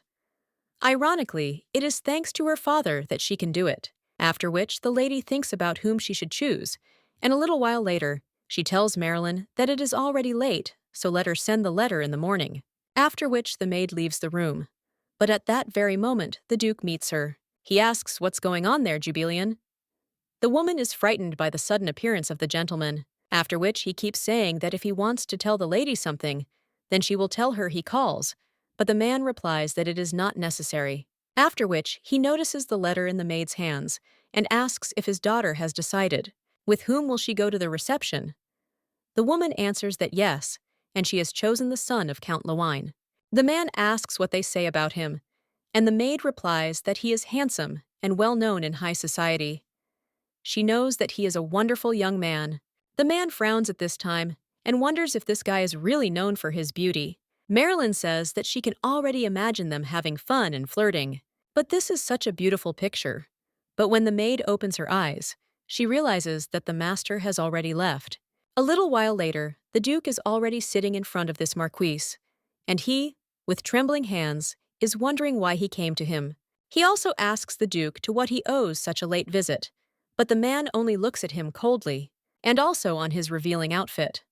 The guy immediately lowers his gaze and adjusts his clothes, but the Duke still looks at him silently, after which he remembers his daughter's words, that she will not marry a man who does not have money, honor, family, beauty, and skills, after which he tells Edmund Asen Lavaine that he did not pass the selection. The next morning, one of the maids informs the lady that he came her order from Fedor's workshop. The girl with a smile on her face says that finally, Rose's birthday is coming soon, and she was worried whether he would have time to make it. The lady also reads the note that it is for his muse, and then wonders why there is another box. And is this really a 2 for the price of 1 promotion? The maids, looking at the contents of the box, ask Milady what kind of beauty it is, because they see something like this for the first time. The girl understands that, as expected from Jan's work, he has already charmed everyone, after which the lady says that she will show it later. But at that very moment, someone else knocks on the door of the room, and the butler says that it is him, and the main character wonders what happened. The man replies that Edmund, second son of Count Lavaine, has arrived and said that he is ready to answer Milady's letter. The main character wonders if he really came in person and didn't send a reply letter. Of course, if they go together, it would be nice to get to know each other better first. And the girl says that's good, because she'll come down as soon as she's ready. A little while later, the guy tells Lady Floyant that they haven't seen each other for a long time. The main character greets him, and the maid asks him to let her take them to the living room. Jubilian understands that this guy is as handsome as they say, although you can't compare to Mikail. And if you think about it, of course, the manner of the father's student leaves much to be desired. But he is also quite handsome. The girl also hopes that he is not hungry, and that everything is fine with him. At the same moment, the Count's son turns to Milady, and the girl wonders if she was lost in thought during the conversation. The guy at this time tells Milady that he must inform her about the purpose of his visit. But at that very moment, he falls to his knees and cries out, asking to accept his apology. Jubilian wonders what this means.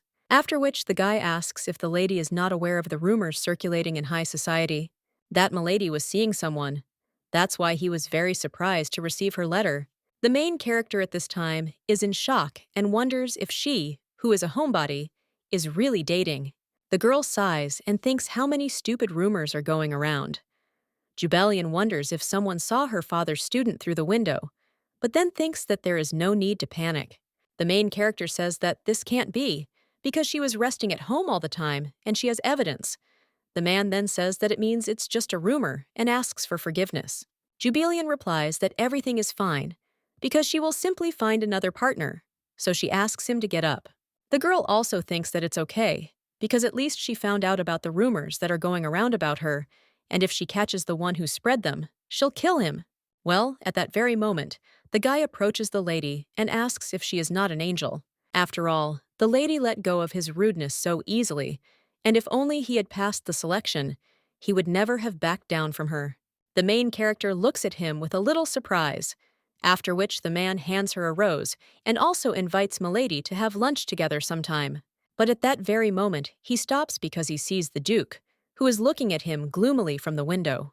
After which, the guy, completely horrified, asks him to forgive him because he is afraid, and it is time for him to go. Jubilian wonders what is wrong with him. Time in the blooming salon is an event. One of the aristocrats says that it seems like everyone is interested in how the Count was able to decorate his house. Someone else replies that last year everything was simply drowning in roses, and she can't even imagine what they'll come up with this time. But then someone says that it is much more interesting who will accompany Lady Floraine to the ball. To be honest, most people will come for the same reason, because of the rumors about Lady Floraine. And her interlocutor knows who the troubled lady is dating after she broke up with Marquis Hassan.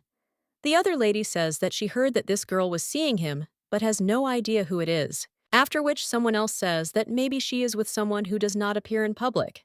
And this is so interesting. Well, at that very moment, someone throws a glass on the floor, causing it to break. It turns out to be the Crown Prince, after which the aristocrats turn to him, and the man menacingly asks if they really enjoy spreading empty rumors. One of the ladies says how rude this is, and asks what he is talking about, since he is a witness. But the man just approaches the lady and asks if she personally saw it. The girl replies that even if not personally, then if there were no reasons, then rumors would not be circulating about her friends.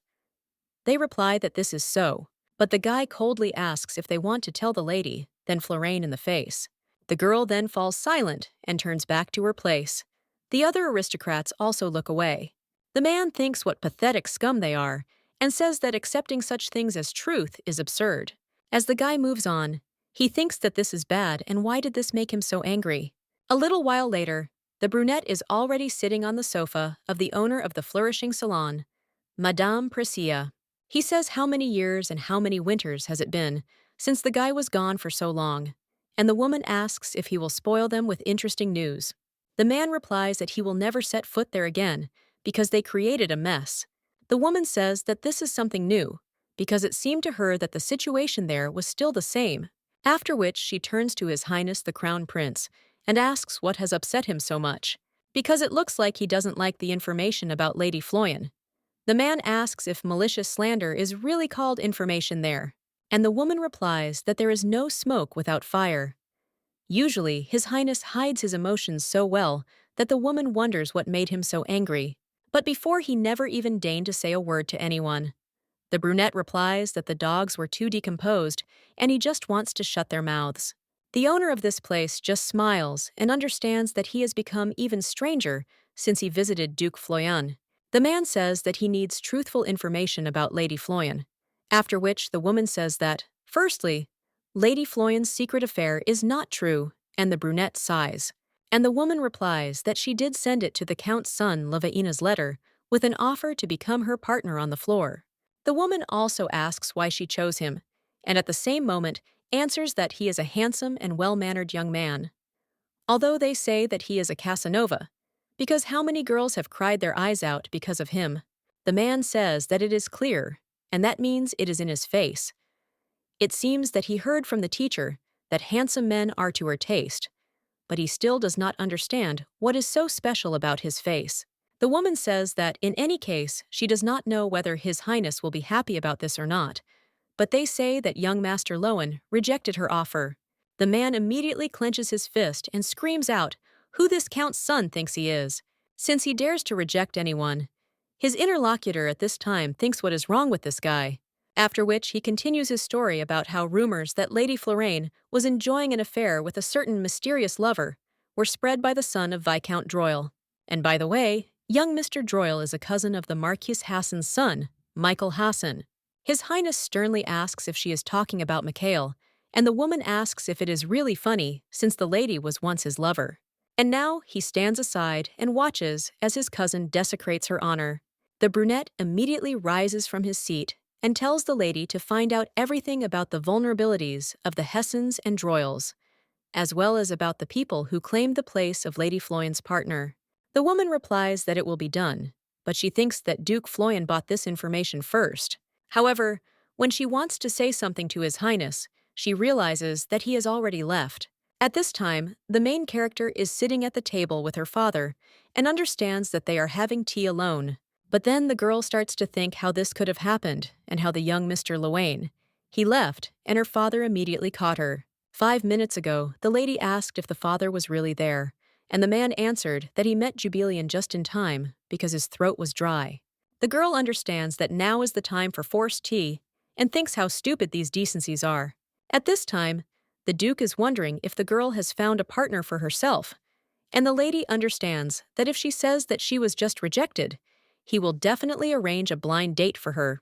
Jubilian replies that she is still considering her options, after which the man says that if she cannot find a partner, let her definitely tell him about this, and the main character is scared and wonders what her father will do about it. A little while later, the lady rises from her seat and tells her father that she will go to her room. The man says that he will have to leave later because he has one urgent matter, and the main character asks if this is true, after which she wonders why he is reporting to her. The Duke replies that yes, he must warn someone, and the girl understands that she doesn't know who exactly, but she can't ask him. The man also claims that he will be back before dinner, and the main character says that is fine. The lady also thinks about the warning and realizes that perhaps it concerns her too. At this time, the brunette watches the Duke and understands that he is leaving the house so late. But before, he almost never appeared there. When he leaves, the guy jumps onto the balcony to the ladies' room, and when he enters, he realizes that she's not there. He wonders where the lady is now, and whether she really went to the library. He also wonders if she went to send a letter, inviting a new partner candidate. Why does the Crown Prince even swear and also understand that he shouldn't care whether she finds a partner for herself or not? At this time, someone else turns to the guy and asks what he is doing in her room. It turns out that this is the main character, and the brunette immediately approaches her and asks where she was. Jubilian is shocked and wonders if this is really what he decided to say when he saw her. The girl replies that she was downstairs, and the guy turns away and says that it is clear. The main character thinks that it is very funny because he appeared there out of nowhere and why he came at all. The lady wonders if the words in the note were true, and the girl says that if he came to his father, then he had an urgent matter and he is not at home. The guy replies that he knows that he is not at home because he just left. After which he sits down on the sofa, and the main character thinks why he showed up if he knows that her father is not at home. And she already has a lot of worries. Suddenly, the guy appears next to her and asks why the lady is sighing so much. The main character is very scared by this and understands that he was just sitting on the couch. The girl says that a lot of things have just piled up, and it's a complete headache. Max asks what the matter is and offers to tell him, because he will keep everything a secret. The main character understands that if she confesses, then maybe her soul will feel better, and suggests that he first promise that he will never tell his father about this, to which the guy agrees. After which he promises, and the main character says that if he breaks this word, he will owe her 100 gold bars. The man replies that it is fine, and even if he mentions it by mistake, he will give her all his fortune. The main character at this time only smiles and thinks how a person who doesn't even have a home can put his fortune on the line, and also tells him to watch because she will shake out his last penny. The guy only gets embarrassed by this, after which he says that if they have decided everything, then she should tell him already. Jubilian replies that it is good, and in fact now someone is spreading evil rumors about her. Allegedly, Lady Floyane is in a secret relationship with an unknown man. It's not that she's ashamed of the secret affair, but she still knows that she has. This has never happened to her before, and what others say doesn't bother her at all. However, it seems that everyone she has asked to become her partner refused her precisely because of this. At this time, the brunette thinks what idiots all these are, and how dare they, without understanding the essence, simply believe rumors. If he could take this place, he would definitely go to the reception. Well, then the brunette suddenly catches himself thinking and wonders where he was going. He also understands that he needs to calm down and focus on the conversation. Jubilian says that in principle she could go alone, and the brunette then asks what the problem is. The lady replies that the thing is that her father is going to marry her off, and the man screams in shock, "Is that really true?" The main character replies that she saw a list of suitors on her father's desk, and it looks like he already has someone in mind. And at this time he thinks how he can try to marry off his daughter, and is he really capable of this? And also, is his concern for his daughter all pretense and hypocrisy? The main character says that this is why she must show her father that she already has a partner with whom she can go to the ball. Because if she doesn't have a partner, her father will definitely try to set her up with one of the suitors. At this time, the brunette says that perhaps a worthy partner is closer than she thinks, and the main character asks what he is talking about, after which she gets up from her chair and says that she is right. She also takes the guy by the hands and thanks him. The crown prince understands that although all this irritates him, it is so be it, because he can do nothing about it. The main character at this time asks why it did not occur to her right away. After all, she can ask Geraldine to be hers partner. The brunette immediately goes into shock and wonders if she really meant him, after which he keeps asking him who this man is. At that moment, silence hangs between them. The girl decides to interrupt him and claims that he is her personal knight. Every time she goes out somewhere, Geraldine accompanies her, so many know him by sight. The girl also claims that she will tell her father that she is afraid to meet people in the banquet hall who slander her, and then he will understand that her offer to choose a shoulder knight as a partner is not so bad. Moreover, he is her relative on the maternal side, so there is no need to worry about stupid rumors. Hey lady, is this not an ideal option? The brunette thinks that, okay, and if the knight is her relative, then he can be calm. But at the same moment, he thinks why he is so worried, and what difference does it make to him who she goes there with. Jubilian thanks the guy and claims that she is really glad that he listened to her. The crown prince is a little embarrassed by this, but then suddenly rises from his seat and says that he needs to go. Max understands that something strange has been happening to him lately, and why did he even come there like an idiot? Jubilian asks him to wait, and when he stops, the main character hands him some kind of bag. The guy takes it in his hands and asks what it is, and the lady offers him to open it. When the crown prince does this, he sees money there, and the girl replies that she is not giving it to him for nothing. After all, in return, he will only need to help her when she needs it. The main character thinks that she was worried, because he left without saying anything, and thank God now she can take on his travel expenses. The lady also says that they will always take him in if he has nowhere to go, and asks if he agrees. The guy just nods in response. At this time, one of the lady's potential partners heads off in a carriage. He is peacefully reading a book, and the coachman tells the gentleman that all that remains is to cross the bridge and they will be at the residence of the Duke of Floyane. Well, at that very moment, the carriage shudders, and the man screams out what happened. The coachman doesn't even know what to answer. But at the same moment, someone else turns to the owner of the carriage and asks if he is Ronald Herman Crocus. The man asks if this is really the Duke, and his interlocutor claims that if the guy is going to visit his house, then he should stop and talk to him there. A little while later, the brunette asks what all this means, because I am warning him not to dare even approach his daughter, because he is not up to her level. The Duke says that if the guy understood everything correctly, then he should turn around right now and go back. The man replies that he would like to hear everything from her personally, and not through the Duke. He enjoys much more popularity and authority among these than he thinks. 10 minutes ago, the Duke also turned down another candidate for an escort and claimed that he would never be her partner, to which he agreed. Now the man understands that Bromir disappeared as soon as he said one phrase. His interlocutor at this time says that Jubilian also has no choice but to choose him. But at that very moment, the Duke asks if he really said Jubilian, and if the guy dares to pronounce his daughter's name with his mouth. His interlocutor tells the Duke that this is not the case at all, and the man asks if he is really polite and careful with him, and dares to call his daughter by name. After which, he even becomes interested in whether Ronald Herman Crocus really thinks his daughter is a wiretap. The guy at that very moment screams out asking for forgiveness, and orders the crowd to turn the carriage around. When he leaves, the Duke calms down and realizes that Lowen, Bromir, and Crocus are the last names on the list of suitors for his daughter. And he doesn't like any of them.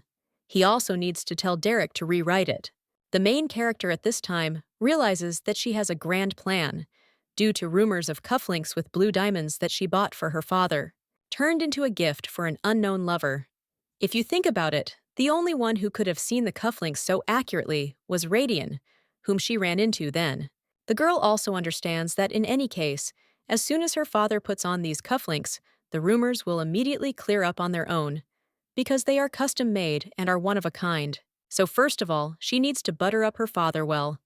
A little while later, the lady with a smile on her face says that her father returned before dinner, as he promised, and she is very glad that he returned so quickly. The Duke says that he heard from Derek that Jubilian wants to give him something. The girl replies that she is pressing. In fact, there is one thing that she has been keeping for some time. The lady hands over the jewelry and says that last time the father left it and left. The man looks at the decoration emotionlessly and says that it is clear.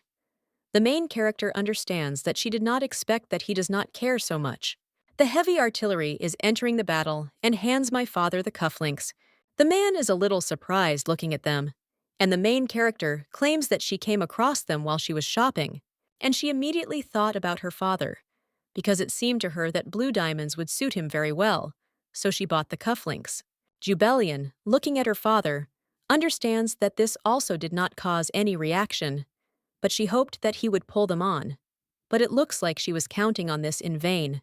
The lady understands that her grand plan is collapsing, and when she wants to say something about her partner, she knows that her father is very busy, but the day after tomorrow, However, the man only says that it's good, and that she herself started talking about it. Then he is ready to go to the banquet with her. Jubilian is shocked by such words. The lady sees that her father is absolutely serious, and thinks that this was not part of her plans. At this time, the crown prince is in the tower, with a spire next to the flowering salon. The servant, watching the master, wonders why he is so deeply in thought, and Max understands that this is some kind of madhouse. Since that day, he constantly thinks about this girl, and he sneaked into her room to see the teacher's weakness. The guy also remembers how the lady said that evil rumors were being spread against her, that Lady Florine was secretly dating an unknown man. After which, the crown prince thinks that it is good, and it is possible to admit that this is sympathy for the girl who became a victim of dubious rumors. And now there is no longer any need to see her. But then the guy remembers the lady's words that they would always accept him if he had nowhere to go. The man immediately hits the sofa with his hand, and his servant asks His Highness if something really happened today. The man only suggests that she mind her own business and begin today's report. The servant understands that she is worried, so of course she will poke her nose. After which, the servant claims that there is nothing new, and only Victor, who is His Highness's understudy, asked to convey it. That the crown prince has been absent for too long, and the emperor's assistants are already beginning to suspect him. The man smiles after this and says that just think how many years they didn't notice what was happening right under their noses. And then suddenly, they became amazingly observant. After which the guy even says that the butler should tell Victor to make sure that there are no flaws in his game. He agrees to the Ukrainian ones, but thinks what a poor guy he is, because he whines every day that he is very hot in his armor. The butler also adds a word about Lady Florine, and says that the whole world is going to wash her bones at the banquet in honor of the daughter of Count Arlo. Still a lady, Florine is the only stain on Duke Florine's reputation. She did not appear at any events except for banquets at the imperial palace. So this celebration is a great place to kill off famous villains. Moreover, recently she has sunk to a relationship with an unknown man, and, frankly speaking, for Lady Florine now, the Count's mansion is like a pillory. The man tells the servant to stop, because he thinks there is no need to go into such details. The woman is a little surprised by this, and understands that earlier he had said to report everything down to the smallest details. So why is he reacting like that now? The servant says that then she will leave the master, and she goes to Victor to tell him to disguise himself better. But at that very moment, the crown prince furiously asks who let her go. He also adds that he has a very important task, so let her forget about her weekend. A little while later, it is time for the banquet day at Count Arlo's residence. One of the women sighs and thinks how boring it is there. At that moment, someone comes up to her and greets her and asks if Madame Priscilla is there too. The woman greets them with a forced, polite smile on her face. She also remembers His Highness's order. The man said that she should attend the banquet and approach Lady Florine, and also let her keep an eye out and help her if something goes wrong. Of course, he orders this to be done, because he is going to use this girl from now on, and let her take into account that he will be watching everything near the banquet hall. The woman now understands that overtime is inhumane. One of the ladies at this time says that, as she thought, the roses in Count Arlo's house are simply incredible. Her interlocutor replies that she also decided to attend the banquet to admire these roses. Madame Priscilla says that this is how she thinks. Did they really come to look at the roses? After which she sees how the lady looks away. Hey!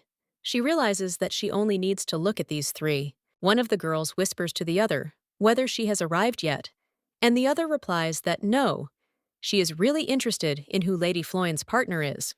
And also, will she come with her lover, according to rumors? Madame Priscilla, at the same moment, says that maybe she will come with her relative, Sir Geraldine, or maybe she was alone without an escort, since not much time had passed since her breakup with Sir Mikail. If she is accompanied by another man, it will only cause false rumors, so isn't this the safest option? One of the ladies says that there is logic in this, but the woman at this time thinks whether Lady Floriane was able to read her thoughts, and in her thoughts she asks the girl to come as she suggested. Another lady at this time says that if everything really happens as Madame said, then they will never know who Lady Floriane's secret lover is. The woman asks if this is true, wondering if it wouldn't be easier to just find the one who wears the cufflinks. She also understands that this is probably the person His Highness wants to find first, and the woman in her thoughts asks His Highness if she is smart. After which, one of the ladies says that it seems Sir Mikail has also come to the banquet today. The other lady replies that she saw him too, and he is still charming and polite. Her interlocutor says that he smiled and greeted her with his eyes, and Madame Priscilla, watching this, understands that this is a man who is ready to give hope to anyone who shows interest in him, and Mikail sank below the baseboard. The woman at this time also asks if they are waiting for the upcoming performance. She understands that the main roles will be played by two lovers with a scandalous broken relationship. Now they meet again in this ballroom. One of the ladies at the same moment asks, "What if Mikail also meets the owner of the cufflinks?"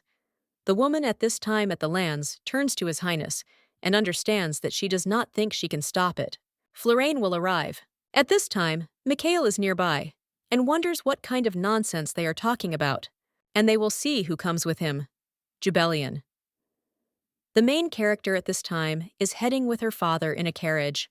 The man says that rumors have reached him too, so he knows that there will be people in the banquet hall gossiping about her.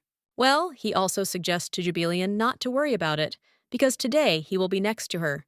A little while later, the coachman announces that they are there, and when the Duke gets out of the carriage, he extends his hand to his daughter. The main character hesitantly gives him her hand and gets out of the carriage. At that moment, someone notices the Duke and wonders if he is at the banquet. One of the aristocrats asks if it is her, the partner is the Duke himself, but at the same moment, the doorman asks everyone to calm down, and he reports that the hero of the empire, Duke Regis, has arrived. Audrey Florane with his daughter, Lady Jubelian Eloy Florane. One of the aristocrats says that the rumors were true because he is truly stunningly handsome. Another replies that the Duke has not appeared anywhere for a long time, and he has not changed at all, and remains the same as before.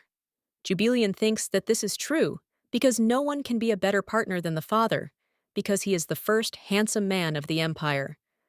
The problem is that his accompaniment ruins all her plans. Lately, she does not understand the true intentions of her father, but at the same time the man pulls the lady closer to him and tells her to be careful and not to stumble.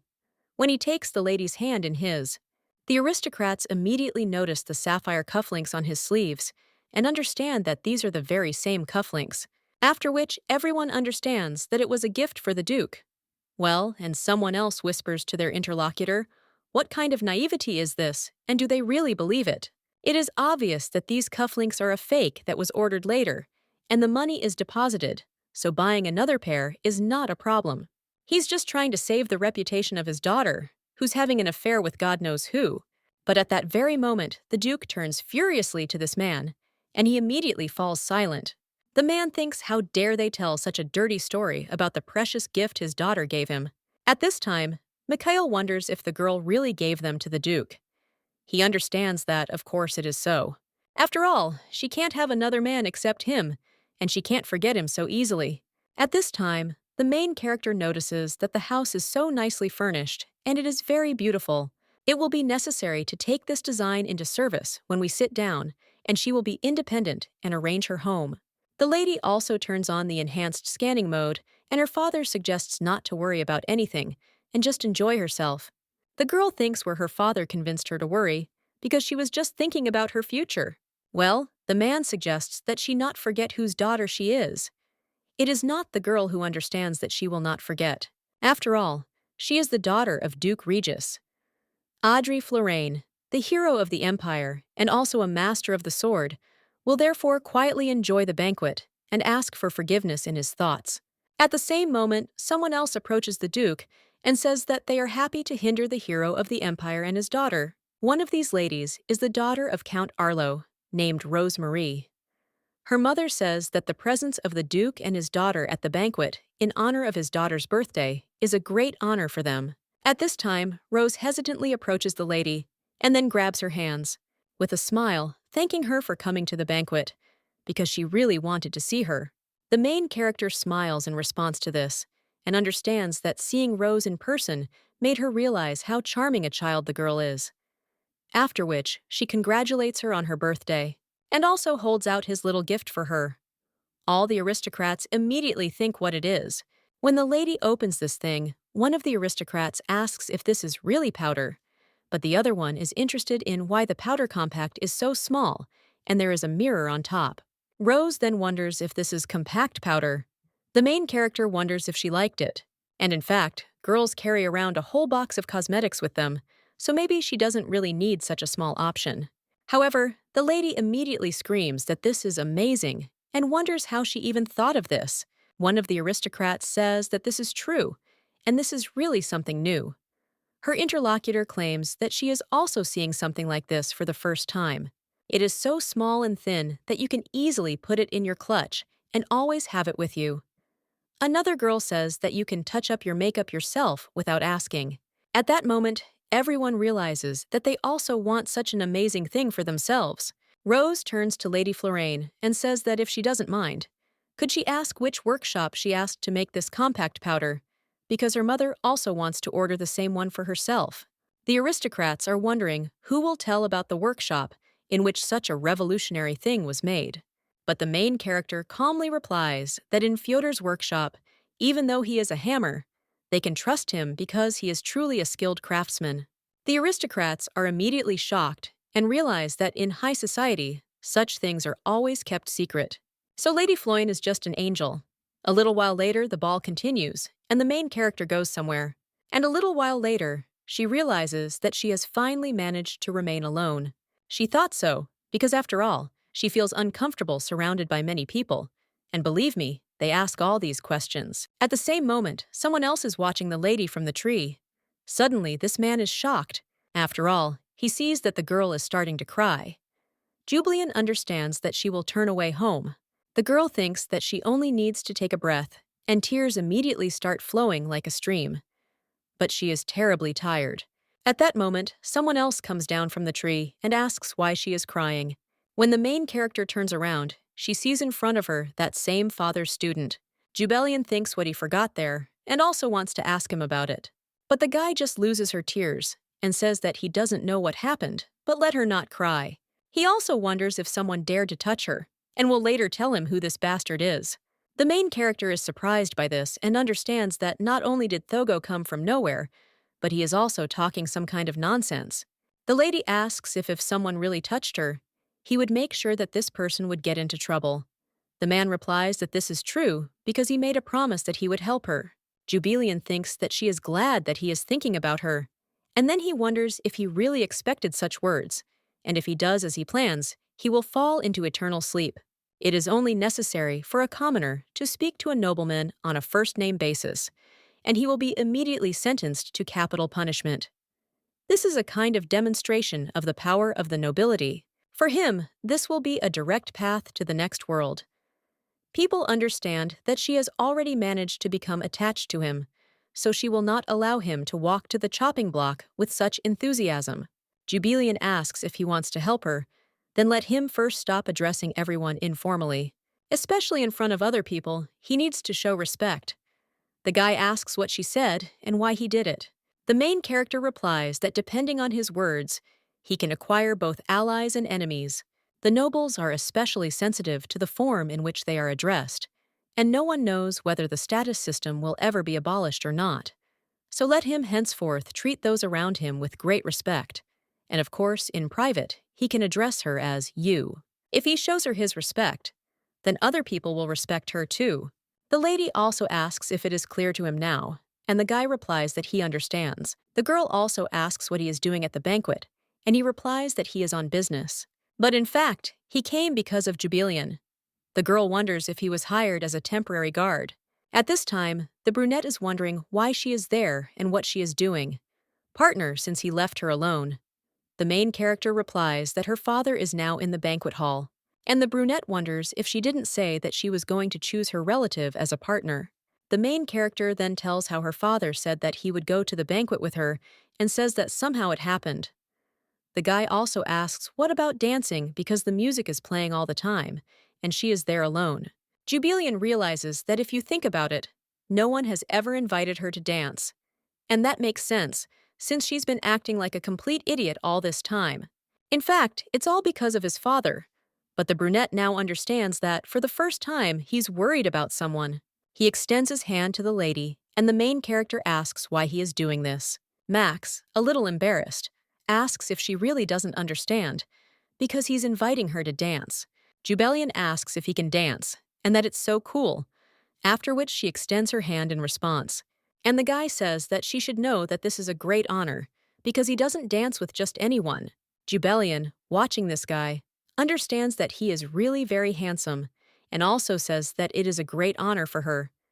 She understands that nevertheless she will still have to lead.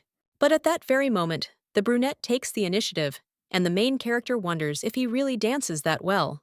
As the dance continues, the lady keeps thinking why he dances so well, because this guy is definitely not a newbie in dancing.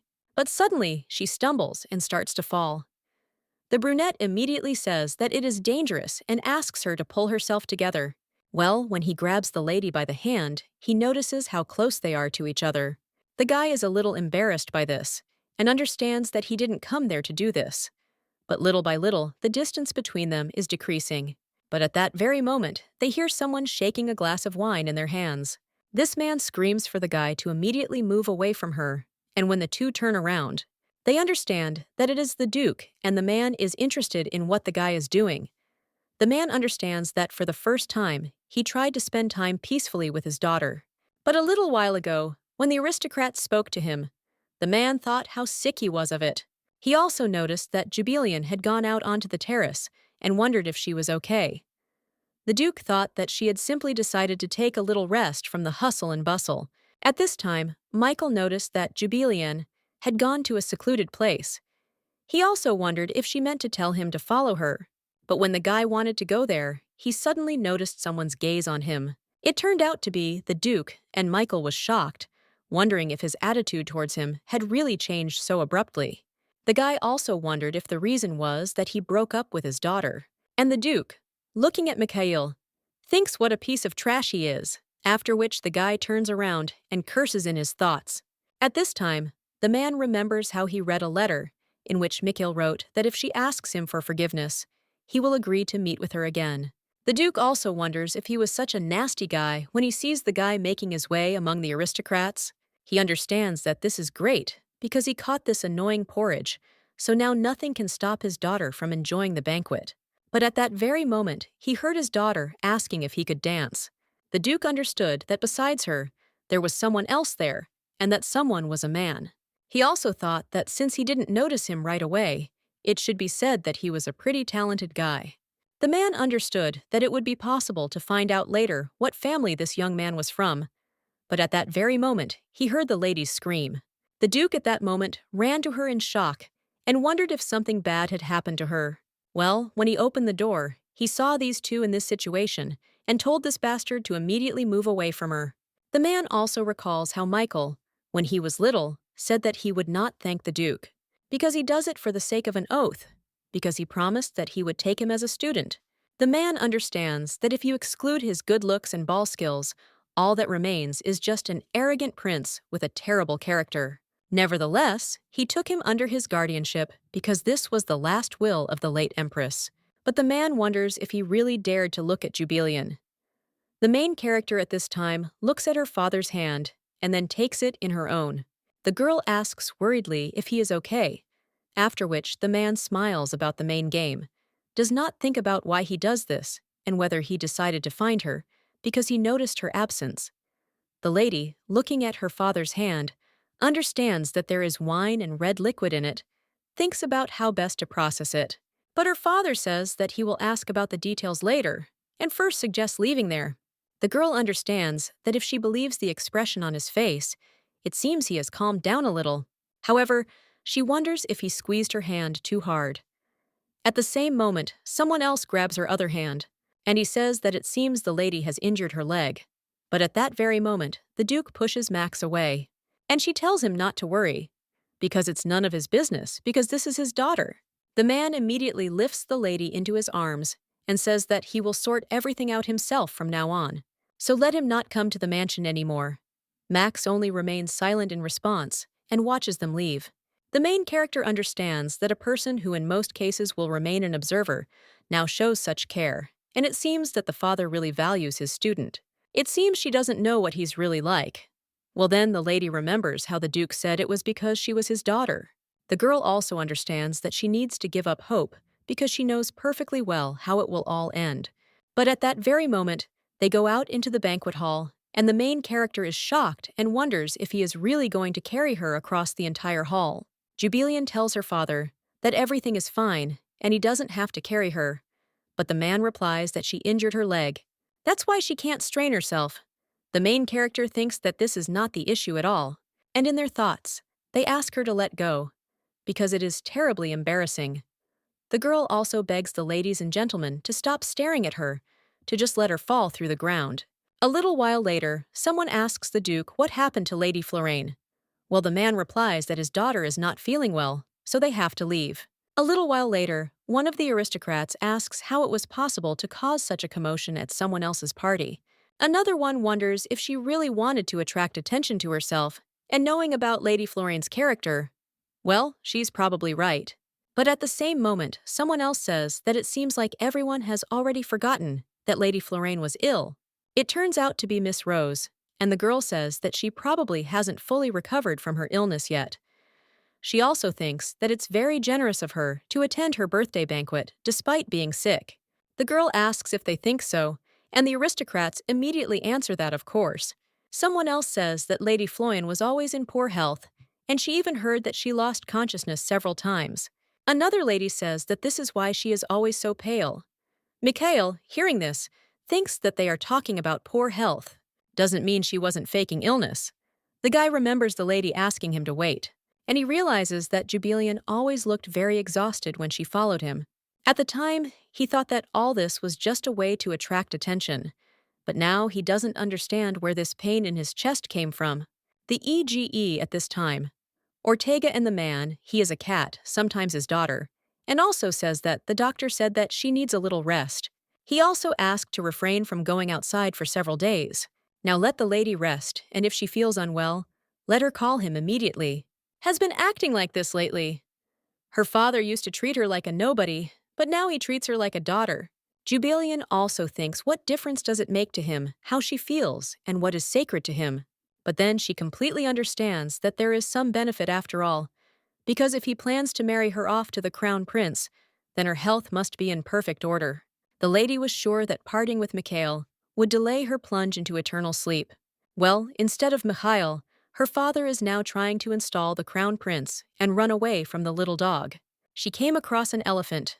The lady understands that she cannot allow this, and if she sits idly by, her life will not end.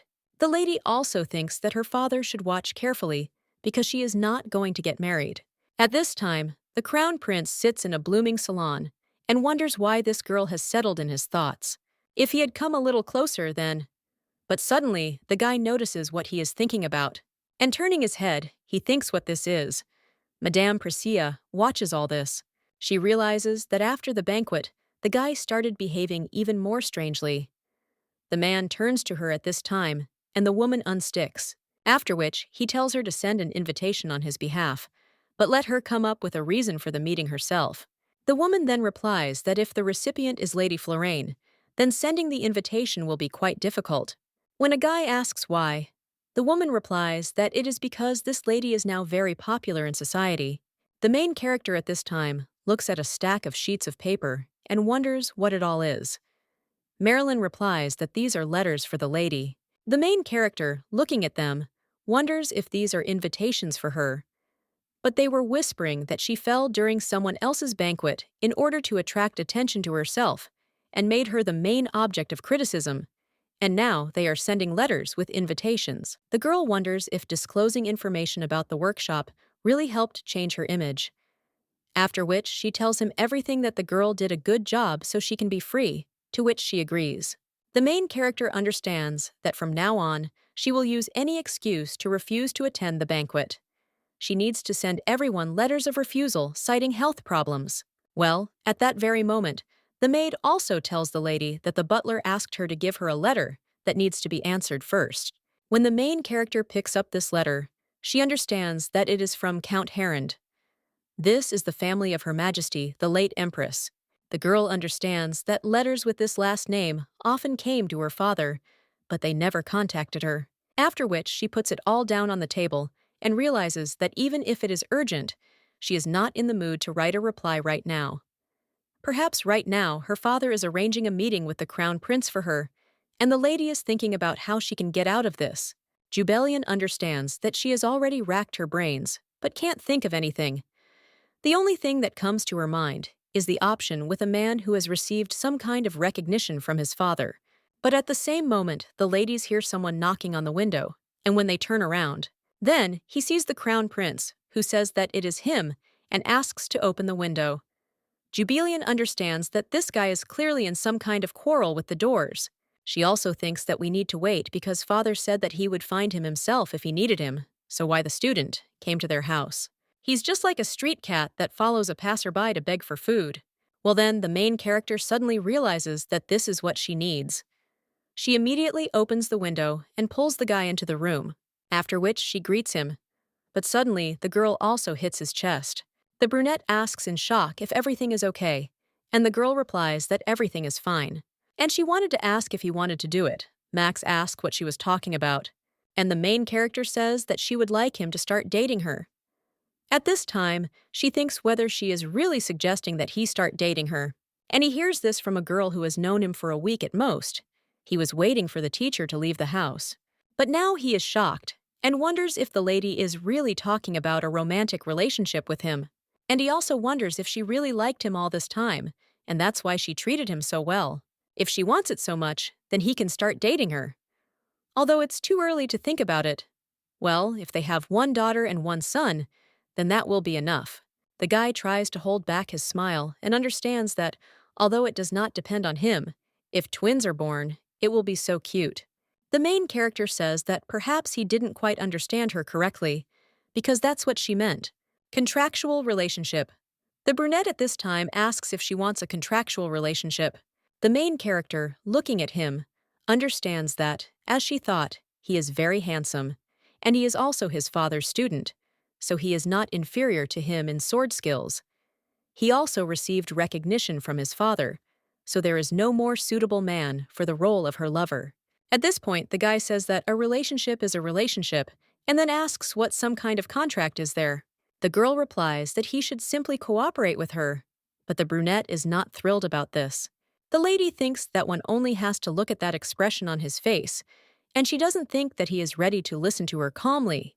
For a wandering mercenary without a roof over his head, time is money, and he will only be interested in what he can profit from. Jubilian says that she will give him as much money as he wants, but in return asks him to start a relationship with her. At this time, the brunette is thinking about who she takes him for, and the lady is pondering what he doesn't like. Jubilian says that naturally this relationship is temporary, so he has nothing to worry about and needs to meet with her only until she becomes independent from this house.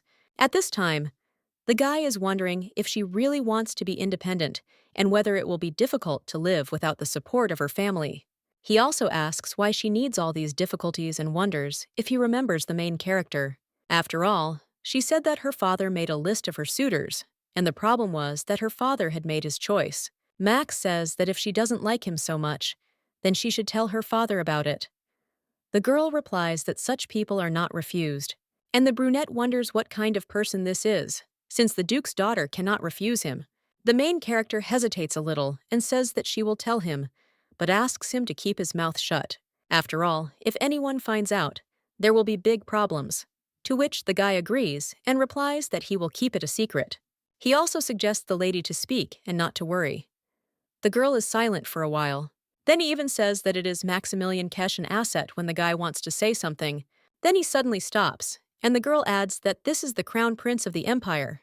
The guy, confused, asks if the crown prince is really on the list of candidates.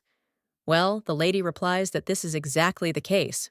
The guy, shocked, replies that it's strange and that it simply can't be. Jubilian asks what's so strange about it, since it is the Duke's daughter after all. In terms of status, they come immediately after the imperial family. And besides, it is beneficial for the father, so that the imperial family would finally leave him alone. The lady understands that in addition, thanks to the founder of the empire, the supreme mage Asset, who, with the help of magic, solved all the problems of the imperial people treat his descendants who now rule as gods. The boundless respect and reverence of the imperial people for the imperial family of the carnival gave the ruler absolute power.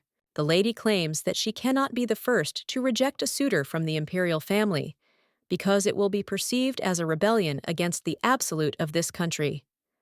And she is also the daughter of the Duke of this empire, so I can hardly imagine the consequences. So before her father talks to her about seeing someone, she has to show him that she's already dating someone.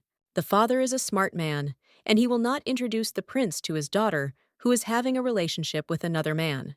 And the brunette at this time thinks whether she really doesn't like him that much. The guy also asks, what if the crown prince doesn't care about her lover? After all, you can't say for sure that he might like her. The main character already imagines this, after which she is completely shocked, thinking what he is talking about. The guy also asks if such a marriage is not beneficial to her. Her husband will later become the ruler of the empire and will be able to give her everything she wants. The girl looks at his serious expression and then thinks a little, and she says that she will run away anyway.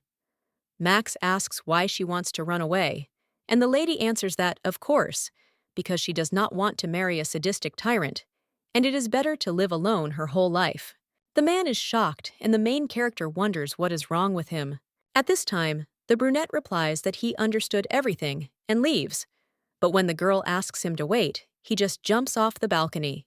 Jubelian thinks why he left so quickly, and he should have at least said whether he refuses or not, and then left no. A little while later, the brunette returns to the blooming salon and loudly slams the door, after which everyone sits down on the sofa, and Madame Priscilla wonders if he came back too early, and she also doesn't understand why he's in such a bad mood. The woman asks His Highness if something has happened to him, but the man only wonders what it means if a girl wants to run away from her fiancé.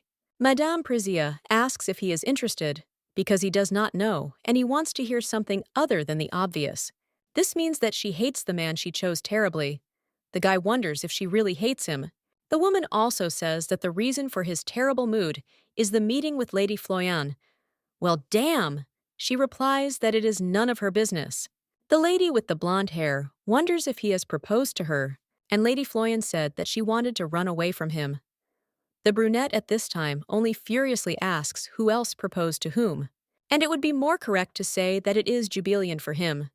The woman at the same moment asks if this is so. Well, the guy says that they passed by and asks if there is any news from the emperor. His interlocutor replies that everything has not changed and he still demands his return.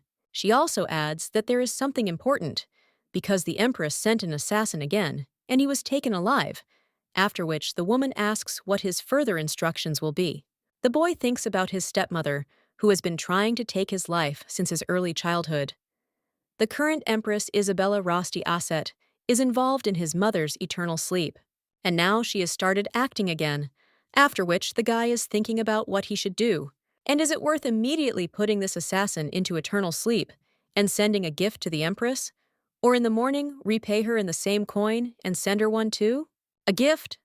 Well, at that very moment, the guy remembers how the lady said that, of course, she should run away, because how can she marry this sadistic tyrant? After which, the guy tells him everything, so that this man's life is spared, and the woman is very surprised. She understands that the crown prince is not one of those who will simply close his eyes to such things, but still says that it will be done. At this time, the guy, just in case, asks if he has received any marriage proposals. The woman wonders what he is talking about, after which he replies that it seems not to be the case, and if something like that suddenly comes, she will personally notify him about it. She also wonders why he asks, but the brunette remains hopelessly silent, after which he all rises from his place and says that he is leaving. Madame Priscilla understands that in recent days it is really difficult to take care of him. The main character is at the table at this time and understands the table for the first time in a long time. She is finally having dinner with her father. The lady also thinks that she feels very awkward because she should have somehow held him back. At this time, the Duke turns to his daughter, and the main character mentally asks him just not to talk about the bride show. Well, at that very moment, her father says that he would like to ask what she thinks about the crown prince. The girl turns pale from such words and understands that he started talking about this. The lady also thinks why this happened to her and answers that she doesn't know because she never thought about him and also can't say anything. The girl thinks that it's time to change the subject and says that when he mentioned the middle prince, the first thing she thought of, this book about the formation of their state that she recently read. The story about the founding of the empire by the first emperor was quite interesting, especially the part describing the various artifacts of the emperor. The man freezes at that moment, and the main character asks if they are now being presented to the emperor as well. The Duke at that moment rises from his seat and says that he has urgent business, so he will finish his registration first, and she can continue to have dinner in peace. The lady wonders what's wrong with his face, And he's not the kind of person who leaves so abruptly. The man heads outside at this time and realizes that he should have held back. And he didn't even answer his daughter. The Duke understands what it means. Jubilian is studying information about the imperial family. Although the story may not reveal the whole truth, if this child notices even one small detail, it will greatly complicate the situation. The man also thinks about her meeting with Max and understands that no matter how naive Jubilian is, she cannot be aware of the prince's terrible reputation, and despite all this, she will accept him. Jubilian's happiness, he cannot allow this to happen under any circumstances. At this time, the main character opens the door and turns to her father, asking if he is there. The man asks why Jubilian went out, and the girl replies that he had a strange expression on his face, and she went out to ask if everything was okay with her father. The girl realizes that she actually followed him because she was worried that she had screwed up somewhere. The Duke then smiles and realizes that his daughter was worried about him. He also throws his jacket on her. Says that it is very cold today, so let her go inside. The main character is shocked and wonders if her father really smiled at her, while the man says that he thinks it would be nice if Jubilian found out more about the crane print. The girl wonders if she really needs to find out more about the assistants that might be going to put him into eternal sleep. And as she thought, her father plans to force her to marry him. But now the girl with a smile on her face answers that she will do as her father said, after which she wishes him good night and leaves. It is at this time that she understands that for happiness, Jubilian, he will not allow her to tie her fate to this man. The girl at this time understands that she has made a decision, and once again, he will offer Max to date under a contract. A little while later, the girl lies down on the table, and she understands that she is lost because she feels like she is tied hand and foot. Day after day, she dances on the blade of a knife, and in addition, she has an upset stomach, so she can't even sleep normally. At that moment, the maid comes into the room and apologizes to the mistress for disturbing her at such a late hour. But she could not give her the letter that arrived in the evening, so she will give it to her now. When the main character opens this letter, she sees that it is from Rose. The girl asks with concern about the lady's health and says that she hopes her health will improve in the future. The main character thinks what a sweet girl she is, and she thought that Taras was angry because she left the banquet so suddenly, and Lady One showed such attentiveness. She also sees an invitation to a tea party from behind, and realizes that lately, all she does is sit at home, so maybe she should go once. The girl thinks that this is true, and, taking advantage of the opportunity, she should find out what stories are currently circulating about the prince in high society. For example, what he hates most. A little while later, Rose says that Lady Florane has sent an answer. The girl with a smile on her face says that, fortunately, she said that she has completely recovered. Her interlocutor says what a relief it is that her illness was not so serious, and the other says that she was so worried about herself because there was no news from her. The lady with pink hair said that, in addition, she expressed a desire to attend their tea party, and the girl wondered how they felt about Lady Florane being present at their party. One of the girls says that naturally they are very happy about this, and the other claims that she really wanted to see her again. Rose turns to Veronica and says that they agreed that the next tea party will be at her house, and asked if Leon would mind. The girl froze after these words and wondered if her interlocutor had really said that a woman from the state would come to her home. But pursing her lips, she still answered that yes, and so be it. Rose thanked Veronica for supporting her proposal, and she would notify Lady Florane about it. A little while later, Veronica heads back and says how rude and impolite it is, because the one who is hosting the guests should invite them for tea. So how can Miss Arlo so unceremoniously invite her friends? Her interlocutor at this time turns to the lady and says that he is terribly tired. Then he suggests talking about this next time. The girl then gets a little upset and claims that this familiar person is Lady Florane.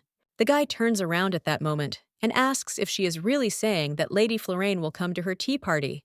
The girl replies that yes and thinks how this could have happened, but at that very moment the guy approaches her, after which he takes a strand of her hair and asks if she can invite him to her tea party. After all, Lady Florane will be there, and he is very worried about Veronica. The girl is confused and wonders if he really said that he is worried about her. And then he says yes and thanks him. The guy just smirks after that. and he understands that he will finally meet Jubelian. A little while later, the main character is on the arcade street. The girl understands that this is an informal meeting that should seem formal. The plan for today is to choose a suitable outfit. Well, the lady understands that her father has once again introduced her to a bunch of bodyguards, and she is worried whether she will be able to go shopping normally now. When a lady looks at all these outfits, she understands that she needs something better. However, when her gaze falls on one of the dresses, she realizes that this is too much, and it seems that this design is popular now. Jubelian thinks what she should do, because it seems that no matter what store she goes to, it will all be the same. The girl also wonders whether it is worth following fashion. But at that same moment, someone else turns to her and says that if she were in her place, she wouldn't wear something like that. It turns out to be Madame Pretia. The woman says that she is glad to see the lady, and it seems that she is also going to go shopping. Jubelian wonders if this woman knows her, after which he agrees, and one of the knights understands that it means that, after all, there are people who treat the lady kindly, and finally, in the midst of a society where all they did was show their hostility, a good person was found. Madame at this time says that the lady's body is thin and fragile, so this model does not suit her at all. There is no need to wear uncomfortable and ill-fitting clothes just to follow fashion trends. This doesn't suit her at all. Innate elegance, and the girl understands that this is true, because such clothes really do not suit her at all. The main character thanks the lady for the advice and says that she will take it into account. The woman smiles and thinks that now she understands why His Highness was so carried away by Lady Florane. But up close, she is even more beautiful, so she will have to report this to the Duke, and this will definitely please him. The main character understands that, thanks to Madame Pretia, she realized what she needs. A little while later, the lady is already happy because the shopping is over. She made an order for the custom design she wanted, and now she can go home. But at that very moment, she hears someone screaming, "How dare the guy harm the nobleman, and let him apologize immediately." The lady wonders if this is another idiot who wants to satisfy his pride by humiliating others. Then she looks at this man and wonders if he is not Baron Gordon, who is known as a terrible bastard. At the same moment, someone else asks him if it wasn't his own fault that he fell and why he should apologize to him. The lady understands the state, a manner of speech devoid of any politeness that even Baron Gordon is far from. And this man has a voice that easily brings you down to earth. The main character is shocked to realize that this is her father's student. The Baron immediately screams, "How dare the guy talk about a nobleman in such a tone," and asks what this guy is doing, after which he screams out that this impudent commoner should be arrested immediately, and the guy thinks whether he should put this man into eternal sleep. Well, it will be difficult to do if he is arrested. At that moment, the main character stands in front of him and tells them to stop. The Baron is surprised by this and asks if she is really the daughter of Duke Florane. The main character greets him on behalf of the Duke and states that her name is Jubelian Eloy Florane. The man immediately bows and says that he is glad to pay his respects to the daughter of the Grand Duke and that he is a small man. The main character says that she knows Baron Gordon and invites him to raise his head. The man wonders if they really know him in the house of the hero of the empire, after which he even thinks that this is very good, because if he manages to butter her up, then today will no longer be boring. He also says what part is this, because apparently he was born under a lucky star, since he was able to accidentally meet her like this.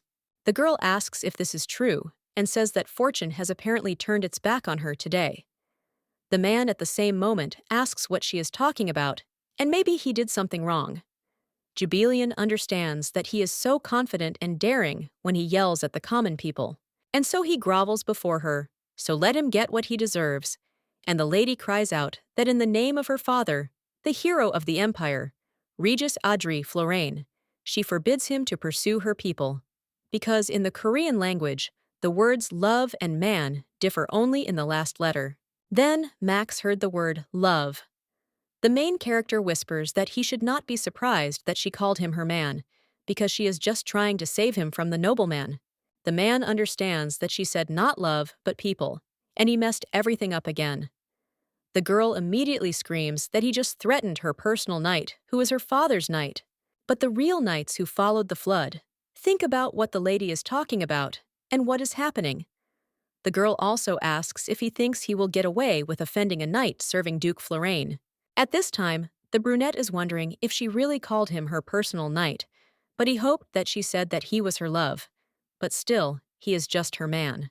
The Baron cries out, "Did he really offend?" And it was the guy who pushed him, so that he ended up on the ground, and therefore, after this add to this, the disdainful attitude towards the nobleman. In fact, the first to start the argument was Baron Gordon. One of the ladies asked if her friend had seen this guy, because he seemed to have come down from Olympus, and this beauty that cannot be hidden even under a cloak. Max was paid more attention to than defense, so he decided to use his position to mock him. And of course, it is true that Max succumbed to provocation and was rude to Harrow. The man at this time asks how Lady Florane intends to compensate him for this damage, because this guy is not an angel at all. At this time, Diamond understands that he is simply speechless, because now the Baron is trying to get her to give him money. It is impossible to negotiate with such people, because he will continue to stand his ground. The girl lies there, inhales, and asks if the Baron can't at least show understanding. This knight grew up in the mountains, so he doesn't know how this world works. And of course, she is also to blame for not being able to teach him etiquette, but since she is his lady, she will take responsibility. But as expected from Lady Florane, she is a truly honest person, after which the man asks how much she will give him, and the prince understands that his hands are already itching to twist off his head. The girl only answers that he should express disdain, and he can address her without due respect, as her knight had done earlier in relation to the Baron. The man is surprised by this, and the lady screams at him to immediately show her his disdain. The Baron, shocked, asks how he can show disdain to Lady Florane. The brunette, watching the girl, understands that she looks so innocent, but in fact she is quite a tough nut, and wherever the girl goes, she can cope with any situation. The Baron looks at the girl a little as if, and thinks, what a damned idiot she is, and the lady children know perfectly well that he cannot break etiquette when talking to her. The man at the same moment says that it was he who created all this commotion, and therefore hopes that she will magnanimously forgive him. Well, the main characters do not answer, that it seems to her that the person to whom he should apologize is not her, but her knight. The man clenches his fists, but then turns to the knight and asks him to forgive him, because it seems they had a misunderstanding. He also thinks that he bowed his head to some commoner, and even if his patron is Lady Florane, how dare he be so insolent towards him? However, the prince at that moment looks at him as if he were worthless, and the Baron wonders what kind of look that was. He also turns around and says that it's time for him to go. The guy also wonders what the lady called him and whether he is Baron Gordon, and she saved his life. At this time, the main character turns to the guy and asks if he is okay, and also if he is very scared, because he almost ended up in big trouble. Max wonders if the lady thought he couldn't handle this small fry. However, he still has to thank her for her help. But at that same moment, the guy remembers how the lady asked him to stop addressing her informally, especially in front of other people, because if he shows her his respect, then others will respect her too. Jubilian wonders what is wrong with him, since he is so silent today. The brunette then takes the lady's roque into his own and says that he is grateful to Lady Florane for saving him. The other ladies are delighted by this, and the main character understands why he started to bow and scrape so much. Was it really because of her request to talk to her politely in front of other people, and he decided to obediently fulfill it right now? The guy says that although some time ago there was a very unpleasant situation, he is glad that thanks to this, he was able to defeat Milady because he just needed to tell her something. The girl asks what exactly, and her interlocutor answers that he agrees to meet with her under a contract. The girl immediately shuts his mouth and tells the guy to wait, because how could he even talk about this right in the middle of the square? The lady at the same moment is interested in what kind of relationship the lady has with that man, or the girl understands that this is a pose that can be misunderstood. Her interlocutor says that she thinks they are more than just acquaintances. Jubilian is embarrassed by this, after which everyone tells him to follow her faster. When they are heading somewhere in a carriage, the girl says that in fact he did not give an answer for so long that she already decided that he would refuse her. after which she also asks if she can find out why he changed his mind. The guy understands that it is not that he changed his mind, and the reason why he did not agree right away. It is that people claimed that she does not want to marry the prince, and it is better to plunge into eternal sleep alone. The girl said that he is a sadist and a tyrant. That's why she hates him.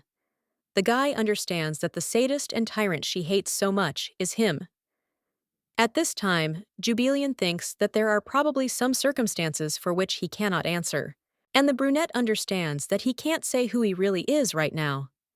The girl at this time also asks what he was doing on the arcade street, and if he came to go shopping, then why doesn't she see his purchases? But the brunette at the same moment asks what's wrong with that, and can't he go out somewhere without a special reason? The girl understands that he could have answered politely, and why snap back like that? She even helped him recently, and this idiot treats her like this. The brunette looks at the lady at this time, and then remembers how Madame Priscilla said that they had new information. Lady Florane is going to attend a tea party that will take place in a few days, and Sir Michael is also going to attend this event. The crown prince asked why he was carried there. The woman answered that she did not even know, and usually an attempt to meet again with a former lover means that there are some regrets about the breakup. The brunette at the same moment said that he would go for a little walk, and the lady insisted. What does she think now Mrs. Florane is not in the mansion? The guy understands that this is why he came there after receiving information about her location, and he should have stopped Mikail before he did anything at the tea party. He simply has to be there because they started dating under a contract, and that means he can become her partner, and then he will make sure that this bastard does not come closer than a kilometer to her.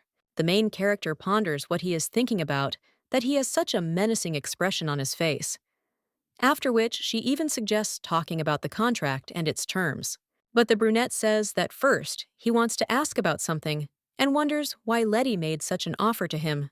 The main character replies that even if he doesn't have a home or money, he is still a student who has received her father's approval.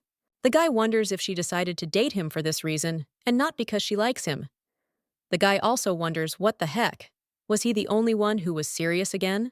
The girl claims that this is not the only reason, because among all the men she knows, he is the only one with whom she feels so comfortable that she can ask for such a favor. Max says that this is how, after which he gets a little embarrassed and thinks that this is quite enough. Jubilian understands that despite the fact that his character is complete crap, his face is definitely to her taste. Lighty at the same moment says that now they need to finally discuss the terms and asks how much is owed for her. Well, as soon as the lady starts talking about money, the guy seems to fade away. The girl thinks that he should remove this terrible expression from his beautiful pilot. At the same moment, the guy replies that he doesn't need money because he just wants to pay back the debt for causing her inconvenience. Well, the main character at that very moment grabs his hands and asks if he is a Shaolin monk by any chance. But if you look at him more closely, he is kindness itself. Then the lady says that as payment, she is always ready to provide him with her room and food. And if he needs anything, he should just tell her. The brunette replies that he understands, after which he tells the lady to let go of his hand and suggests continuing the conversation. Jubilian asks what he is saying, because from now on they have to play the role of a couple in love, and he is confused because of such a trifle. The girl also thinks that this is not just some kind of comedy, and her life depends on this performance. Jubilian says that now that they have a contractual relationship, they will often hold hands, intertwining their fingers, and he will also have to affectionately call her by name. Max thinks that he will and will do it, although he is still not very ready. The main character at this time says that they still have not introduced themselves to each other, and when she is about to say her name, the brunette says that she is Jubilian, and he has known her name for a long time. The girl wonders if he really knew her name, and continued to address her informally. The brunette is wondering why she is holding his hand so tightly, and this is some kind of madness. Jubilian is asking if his name is Max, because she remembers how her father used to call him that. Well, the guy answers that it is true, but still avoids looking. The lady understands that this name is translated from Latin as the greatest, and it has a good meaning. This guy will go far, and his face is so beautiful. So as she thought, she likes him. The girl also says that he has a good name, and it seems that his parents wanted him to become an outstanding person, so they chose such a name. The guy sits with a smile on his face from such words, but at the same moment, people return to talking about the contract. The guy's face immediately changes, but he wonders if this contract is really so necessary, since he seemed to have made it clear that he doesn't need money. The lady wonders what her father was doing, since he didn't even teach his subordinate some sense. The girl also tells him to listen to the eyelids. Any contractual relationship must be regulated by a contract, and if there is no document fixing the terms of their contract, then she can use him as she wants. She can also do very bad things, and to make him bear responsibility for it, well, the brunette says that she would never do that. And the main character thinks, what is this about? After all this time, she lived as a villain, and it is completely natural that everyone hated her. That's why all the most disgusting actions were always attributed to her, and no one believed her, even when she was on the verge of falling into eternal sleep. But this man believes her. But the lady still says that, in fact, it is usually those who people trust who deceive. The brunette asks if he is serious, and the lady asks how he cannot know such basic things. So let him not believe even the closest people on their words, and always sign a contract on paper. Max says yes, and everything is clear, and the girl thinks whether he really understood everything. She has to teach him a lot while they are dating under the contract. And firstly, the lady approaches him, and also says that before they sign the contract, they need to kiss. The guy in shock asks what she is talking about, and the girl tells him to move closer to her, because it is very important. Max wonders if she is really suggesting to move on to active actions right away. After which, he keeps saying that maybe it is not worth going so far. The main character understands that no, and it is necessary to do this because it is very important. At this time, Brad wonders if this is how his first kiss will end up. The lady at this time whispers that her bodyguard Geraldine will definitely ask him how they met, so they should kiss beforehand. But at the same moment, they hear some sound, and the main character thinks what it is. When she turns around, she realizes that it was just the carriage that hit a bump and apologizes to the guy. The brunette at this time thinks about the kiss and says that they should kiss beforehand. Jubilian asks if it is really stuffy in the carriage because he blushed, and the guy replies that no and asks what her plan is. A little while later, someone says that you, madam, explained what it all means and what is going on. The girl apologizes for introducing him to them so late, and then claims that he is her lover. He screams what the lady is even talking about and let her come to her senses, because they always accompany her and have never seen anyone like him before. The knight also wonders if she has chosen someone again, just for a pretty face. Jubilian understands that they have no trust in the girl's taste in men at all, and the lady with a smile on her face says that, of course, they don't know anything, because she met him a long time ago during a banquet at the residence of Count Meissen. The guy wonders if this man is an aristocrat, and despite the fact that he is dressed like a mercenary, the way he holds himself indicates that he has a high status, so he is interested in what kind of family the guy is from. The main character says that of course he is not an aristocrat because he was one of the mercenaries who were used for additional security. One of the knights is shocked and thinks whether he is a mercenary, and he thought about it. But is it really serious? Is this guy a warrior from the road? After which, one of them says that he is very curious how a simple mercenary managed to get close to a lady. Brunette, really an ordinary knight, allows himself such a bold look in his direction. Only the teacher and his subordinates know his face, so at such moments it is annoying. Well, he has to endure it, so that everything goes according to her plan. A little while ago, Ferdise screamed that she never wants this. The brunette asked if it wasn't usually the other way around, because he saves her and then, but the girl replies that it won't work. He knows that knights always follow her, and the story about him saving her will look absurd because who would dare to do that? It will be difficult only at the beginning, but when they reach the middle of the scenario, everything will become simple, and he will be able to just stand there and nod along. The man agreed to this, and the main character says that everything is simple and she saved him.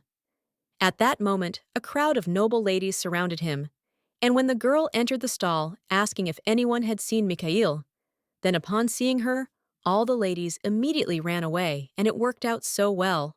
Then the man said that she was now his benefactor and that he wanted to repay her for her help. The knights looked at the lady with distrust, after which one of them whispered to the other that, in truth, the lady had recently saved him too.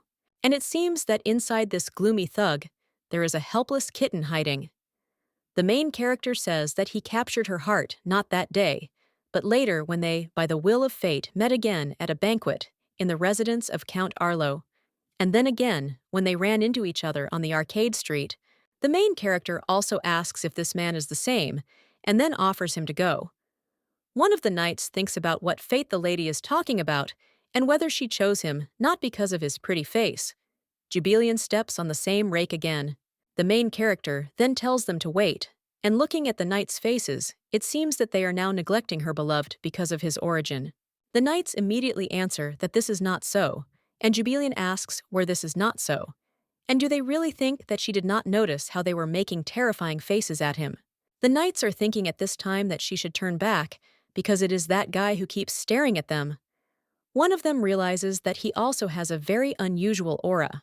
And who the hell is he? Because this energy seems familiar. The main character at this time takes the guy by the arm and whispers that almost everything, and also tells him to just look at how his hands are shaking. The lady asks if he is okay, and the guy replies that everything is fine, after which the girl tells him not to worry because no matter what happens, she will protect him. Max, hearing this, only smiles and understands that, strangely enough, he likes it. But when they meet the Duke, he drops his cup of tea and turns to his daughter in shock. The girl only tells her father that she wants to officially introduce this guy to him, because he is her beloved. Max understands that this is love that puts his life at risk. The man understands that today, when Jubilian was going for a walk, he assigned knights to her, and everything was as usual. Although he was a little embarrassed by the dried flower in the living room, he still planned to have a quiet dinner when his daughter will return. But when the lady returned, she told her father that she wanted to introduce him to her lover. The girl understands that she would have told him in any case, and just wanted it to look more convincing, but she still doesn't understand. Why is her expression even angrier than she imagined? The girl also tells Max to say hello and asks if they know her father. The man at this time only addresses Jubilian and asks what is going on right now. The main character wonders if the one who didn't give a damn about all her quirks has now become so furious. Naturally, he is upset because she won't marry the candidate he chose for her, and she picked his precious student as a replacement. The girl tells her father that everything is as she already told him, although they decided to enter into an official relationship. Viklite understands that this plan of her father will never come true. The man is shocked, wondering how this could have happened, and understands that he should have been even more vigilant so that this scoundrel would not even think of looming near his daughter. A little while later, they already come to the living room. The brunette pulls out a chair for the lady, and the main character thanks him. The Duke, watching this, thinks what a bastard the guy is, because he dared to deceive his daughter like that. He also understands that Maximilian's intentions are simply obvious. A little while ago, he screamed for the guy to stop immediately. He told the teacher that this guy is no longer their comrade, because he is just a cowardly traitor, and they should take advantage of this opportunity and show their guys his body, because it will serve as a good lesson for them. The Duke turned to Max in shock, and now he understands what a scoundrel he is. Jubilian is just a tool for him to get him away and speed up the uprising. After which, the man asks how these two met, and the main character thinks that this is how it began. Although Geraldine and the other knights believed her lie, "This won't work for us, father, and the best way to get out of this water dry is to mix truth and lies well." The girl says that on the day when he was absent, the guy paid them a visit. But since he was not there, he came to her. It was already too late to send him home empty-handed, so she put him to bed in her room. The Duke is shocked and wonders if they really slept together in the same room. The main character says that nothing happened, but the brunette looks at the guy and wonders if he really dares to nod. Naturally, nothing should have happened, but the man thinks what a scoundrel this guy is. If he had allowed himself to touch her, he would never have left this mansion. The man also says that his daughter could have told Derek about the guest, since he would have given him a room. The main character replies that it was already quite late, and she felt uncomfortable calling him, and she also felt awkward talking about it because she would have to go to the nights. And she thought that her father's student certainly wouldn't cause her any inconvenience. At this time, the man is wondering why she got involved with the most dangerous person in the country. He tried to change this guy several times, but Max was already a cruel tyrant, and if it didn't change, it would be because of his ruthlessness. He will not only harm his daughter, but everything can end even worse. Most likely, she does not even know that her life is in danger, and the man understands that it is all his fault because he should not have accepted this guy as a student.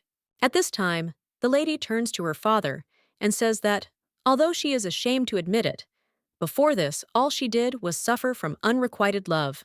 Therefore, she thinks that the fact that she is liked by the one she likes is just a miracle. Although before this, she lived too chaotically, and he may not believe her, but she promises that she will never tarnish her father's name. Therefore, he asks for his consent to their relationship. The man understands that his daughter says that she will not tarnish his name, but it is not worth it. He also remembers little Jubilian and understands that she is his beloved daughter, for whom he is ready to endure any pain.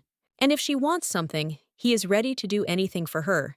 But now the man replies that he cannot give consent to this relationship. The Duke understands that he will never allow her to date him, and then tells the lady to break up with this guy. Jubilian realizes that he is serious about marrying her off to the crown prince after all. A marriage between a cruel tyrant, a mad prince, and his only daughter. The girl also thinks that this is true, because it is much more profitable to make a deal with the imperial family than to try to save the reputation of her stupid daughter. And what should she do now? But at that very moment, someone takes her hand, and when the girl turns around, she realizes that it is Max. At this time, the guy says that he doesn't want to part with her, but at the same moment, the Duke shudders. The boy tells the teacher that he once told him something very important and asks if he remembers. The teacher said that the art of wielding a sword should be used to protect what is valuable to him, and a person can gain strength by protecting his weakness. Someday, he will be able to find his weak spot. I'm a creature dear to him that he will want to protect. The guy at this time takes the lady by the shoulders and says, "What are you?" It seems he has found his weakness, and also a creature dear to him that he wants to protect. The main character thinks that she should just look at him, because what an actor is wasting away, and has he really gotten so into the role? The guy at this time says that even the Duke will not be able to separate him from her, but the man tells him to stop talking this nonsense. It was that day that he called his daughter a mouse, and now he came and said that she was dear to him. The main character understands that she thought so, that it was impossible to come to an agreement with her father. But the brunette says that it doesn't matter what he says now, but if he continues to object, then he won't sit idly by either, and he won't care that he is his teacher. The man says that this is how he spoke, and then he too will no longer think of him as his student. The main character is shocked and thinks why everything turned out this way. But he even said that he was ready to give up his only student. Max then asks for forgiveness, and says that he also does not want such a development of events. He also turns to Jubilian. They offer her to go. The main character thinks why the two of them quarreled, and also broke off relations. But at that very moment, the Duke screams for them to stand still and grabs the guy by the shoulder. The brunette only replies that he should not dare to order him around. The girl turns to Max in shock and realizes that this is not what she wanted at all. Everything has gone too far, and this whole situation has turned into a manifestation of disrespect to her father. If she leaves everything as it is and just leaves, it will look like an escape of lovers who received a blessing. So the girl asks her father to calm down because she will figure it out herself. The man, seeing his daughter's gaze, moves away and just watches her leave. The girl at this time goes with Max and asks him to stop for a while because she wants to tell him something. The main character answers that it is very important, and when the guy settles down, he says okay and asks what she wants to tell him. The girl answers that she is grateful that he stood up for her. What he just told her father was too much. The brunette says that he helped her, and the main character wonders if he really thinks that he is doing what she does not want. He is helping her. Max, puzzled, asks what she is talking about, and the lady replies that she did not want him to refuse to be his father's student, and did not want to either, so that he would be rude to him. This is not help at all. a disservice rendered only for the sake of satisfying one's own ego. The guy at this time wonders if this means that she no longer needs his help. But the main character takes him by the hand and answers that, of course, it is necessary. But because of his methods, she has no choice but to find another way to solve this problem. The guy at this time asks what she wants him to do, and the lady notes that she just needs to make peace with her father. Max, in shock, asks if they really need to make peace. Jubilian answers that someone should apologize first, and the guy asks if she really wants to, so that he would do it. After which he wants to scream that he will never apologize, but when he sees the lady's expression, he falls silent. The girl understands that of course he will not want to do this because it hurts his pride, and he will feel like a loser. Her problem anyway, so asking him for more is going too far. Well, at that very moment, the guy agrees and says that he will apologize. The main character thinks what he just said, and the Duke, who was watching them, is also surprised, and thinks that this guy really changed his mind because of. The main character thanks him with a smile on her face. Her father wonders if this guy has really changed Jubilian. A little while later, the main character comes with him to her father, and for the fact that they left so suddenly. The girl also says that Max wants to tell him something. The man understands that he has been watching this guy for 10 years, and he's not one of those who can easily change. However, now the guy apologizes for what happened recently, and sincerely apologizes to the teacher for his rude words and actions. The man remembers how recently a guy asked why he needed this weakness. The Duke thinks that he was like this just a few days ago, so he can't believe it. His goal is to use even his daughter to involve him in his intrigues and bow her head before him. This is also part of his plan. The heart wonders if he really thinks he will let this happen. The man also asks what if he no longer has a student, and the guy understands that now he knows for sure. Judging by the teacher's reaction, he never planned to marry his daughter to him, and he doesn't know where Letty got her misconception about this marriage from. Well, he doesn't have a single reason to get rid of the misunderstanding that has arisen. The main character wonders if they will be able to make peace if they continue to stare at each other like that, and this won't work, so they need to move on to plan B. The girl immediately falls to her knees, and when her father turns to her in shock, she only asks for forgiveness, because it's all her fault. The two look at the girl in shock, and the lady realizes that her plan was to tearfully beg for forgiveness, while at the same time explaining to her father that they would be dating and insisting on his blessings. Thank God there is a carpet on the floor, so you can fall down on your face without any problem. Max, at this time, tells Jubilian that he should apologize, so let her get up, because he is the one apologizing. The main character thinks why he is so indignant, and he does not even imagine how terrible his father is when angry. She is not even sure if she should ask for forgiveness like this. The girl turns to Max and says that she cannot get up until her conversation with her father is over. The man answers that he understood everything, so he suggests that she go up and then talk. The main character wonders if her father is even asking for this. The man says that the floor is very cold, so she should quickly go up. The crown prince says that this is true, because as the teacher said, let her stand up, and then they will continue the conversation. The girl understands that they get along well, but they understand that everything went wrong because the father did not accept his apology. The lady tells her father that Max was rude because he loves her immensely, and she will take care of his upbringing, so let him be generous. The Duke at the same moment says that it is good, and he forgives, and the main character thinks why it is so easy. The Duke adds that she should get up quickly, and the brunette also asks her to get up. A little while later, the three are already sitting at the table. The lady wonders if everything really got resolved so quickly. The man replies that she forgives her for her mistake. But nevertheless, he will not give his consent to this relationship, and the main character understands that everything is as she thought. The girl tells her father that he does not need to give his consent immediately because she would like him to observe them at least for some time.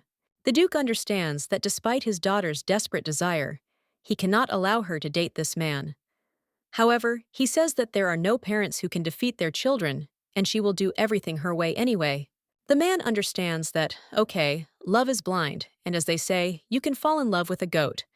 Well, when she finds out Max's true nature, who will leave him herself, So the man says, okay.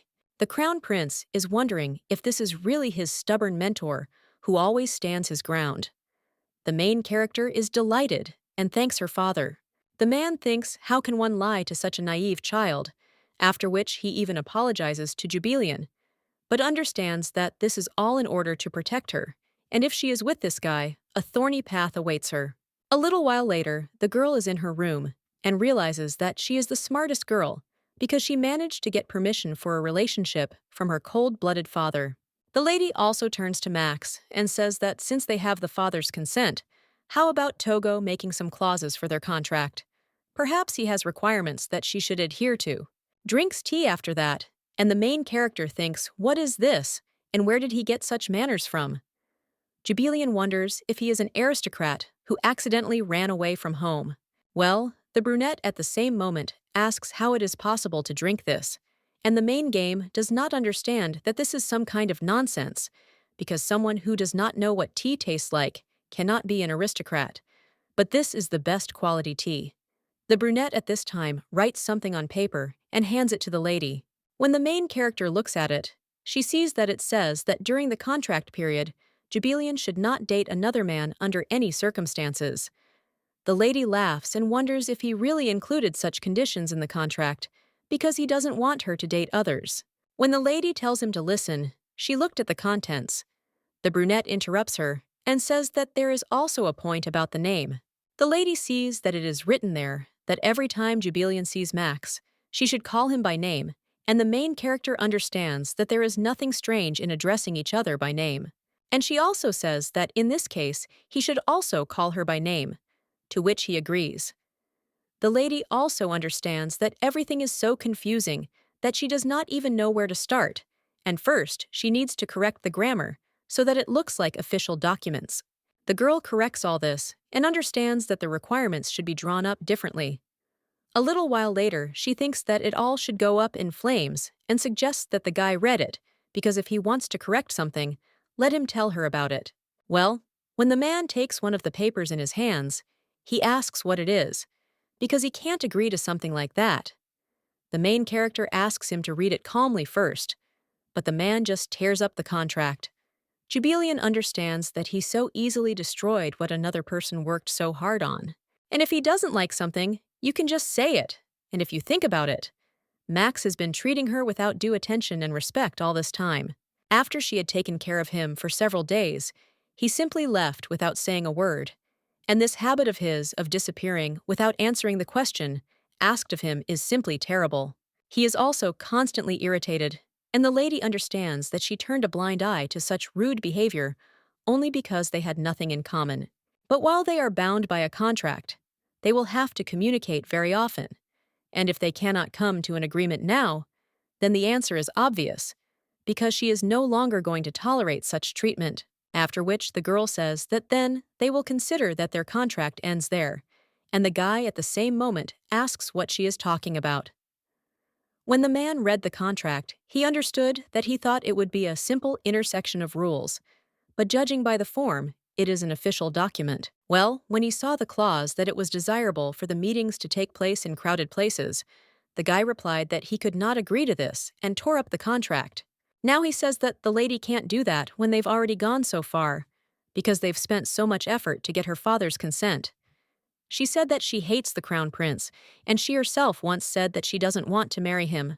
This tyrant is a real piece of trash, and if she doesn't sign a contract with him, then she won't have any other choice but to marry him. The main character says that there's nothing to be done since they couldn't agree from the very beginning, and if they continue this, then eventually they'll just get tired of each other.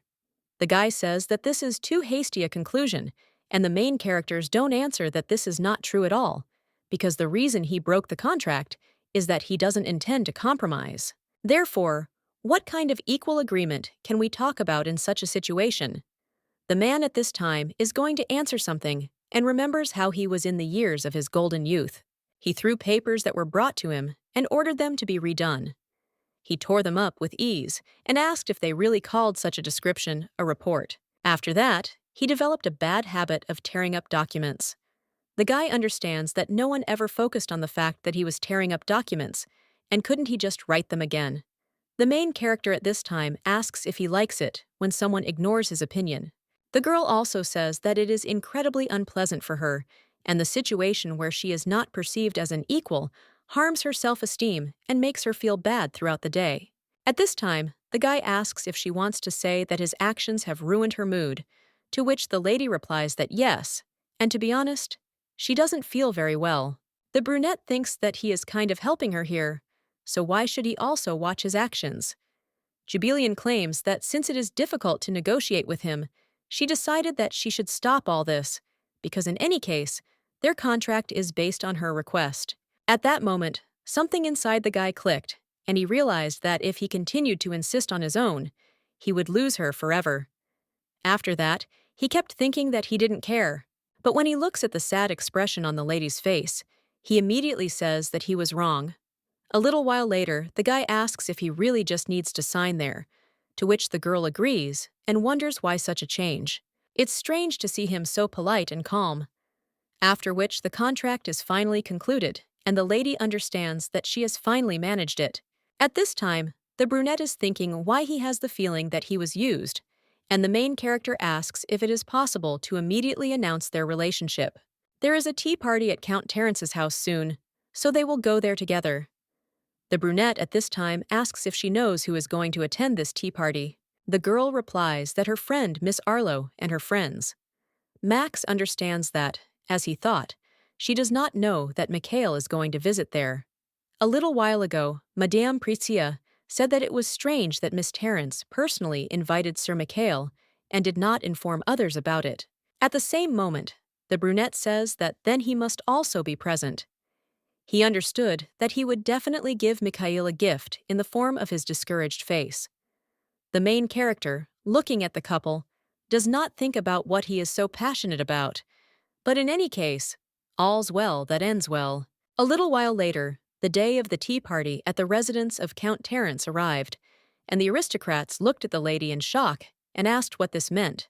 At this time, Rose is wondering how it happened that someone who was not invited ended up among the guests. She also turns to Veronica, and the woman replies that she was simply following the rules of the meeting, because the one who provides the place for the party can invite whoever he wants.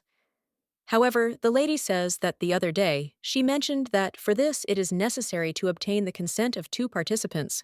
She also asks why she did it, but Mikail says, as for Miss Rose, didn't she do the same thing, invited her friend last time? The girl says that, then she definitely. But at that very moment, Mikail interrupts her and says that being strict with others and merciful to himself is not very good.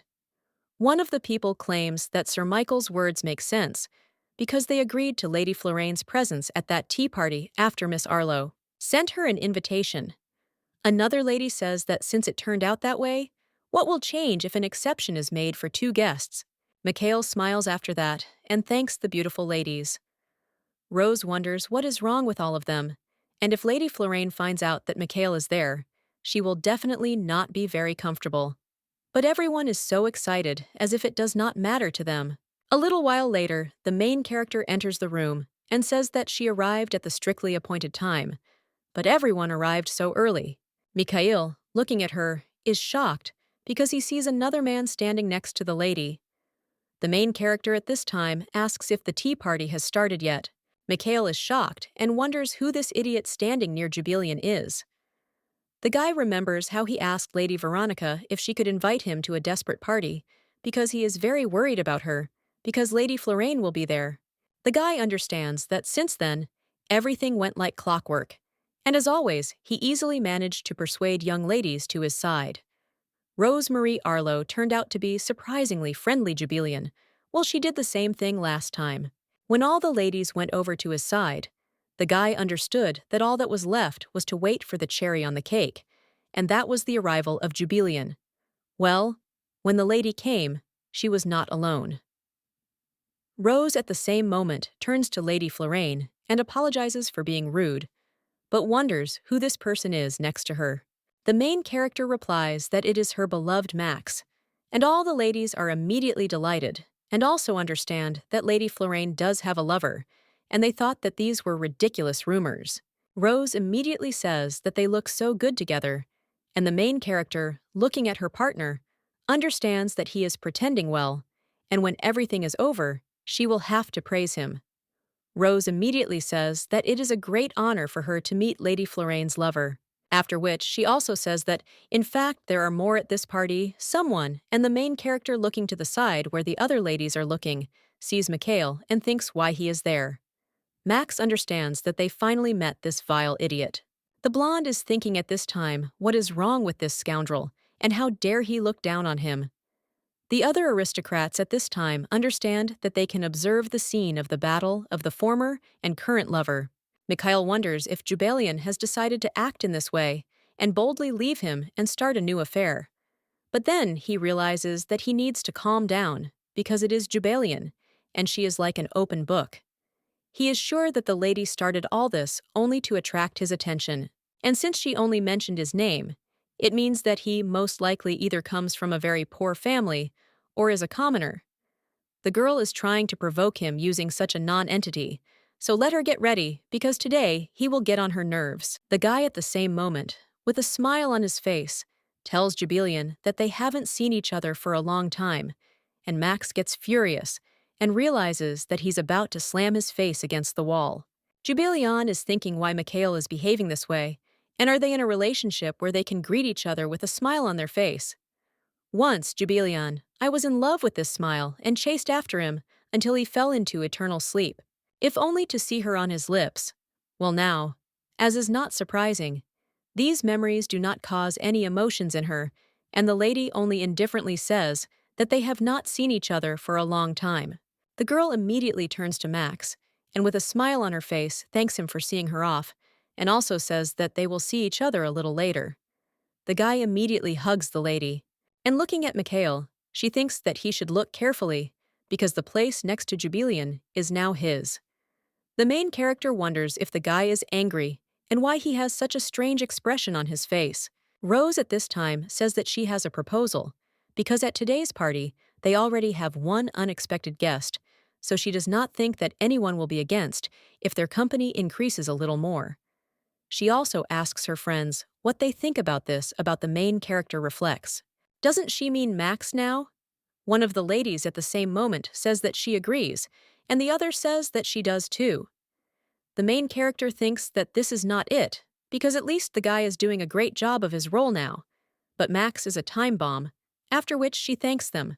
But when he wants to say something else, Mikail immediately asserts that he is against it, and isn't she herself a guest for whom an exception was made?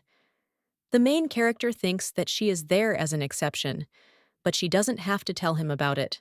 Lady Rose says that these are completely different things, because Lady Florraine had already received her consent. Veronica, however, claims that she does not agree either, and asks Rose to refrain from showing fanaticism about justice, because this will only harm Lady Florraine. The main character understands that the lady is the organizer of this tea party, and she is the daughter of Count Terence. The woman at this time says that, in return, she will ask to take her to her partner into one of the empty rooms so that he could calmly wait for her, and the main character thanks the lady.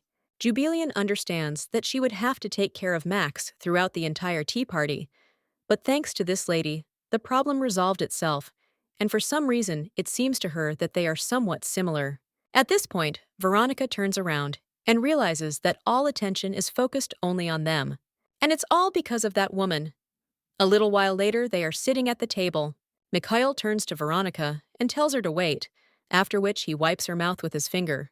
The main character looks coldly at these two, and Mikail understands that, as he thought, the lady cannot take her eyes off him.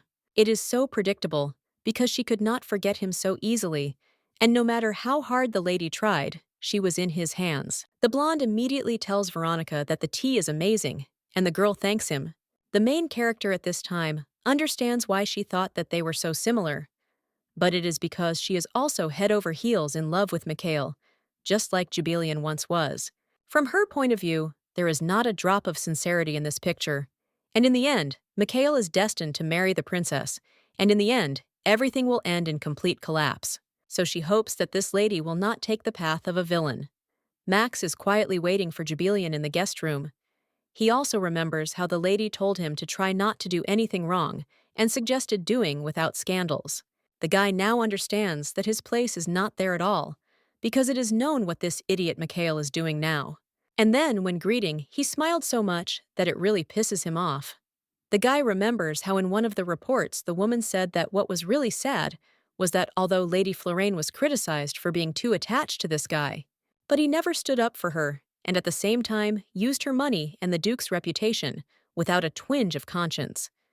Now the guy apologizes to Jubilian and understands that her fears were not in vain because they will not do without a scandal.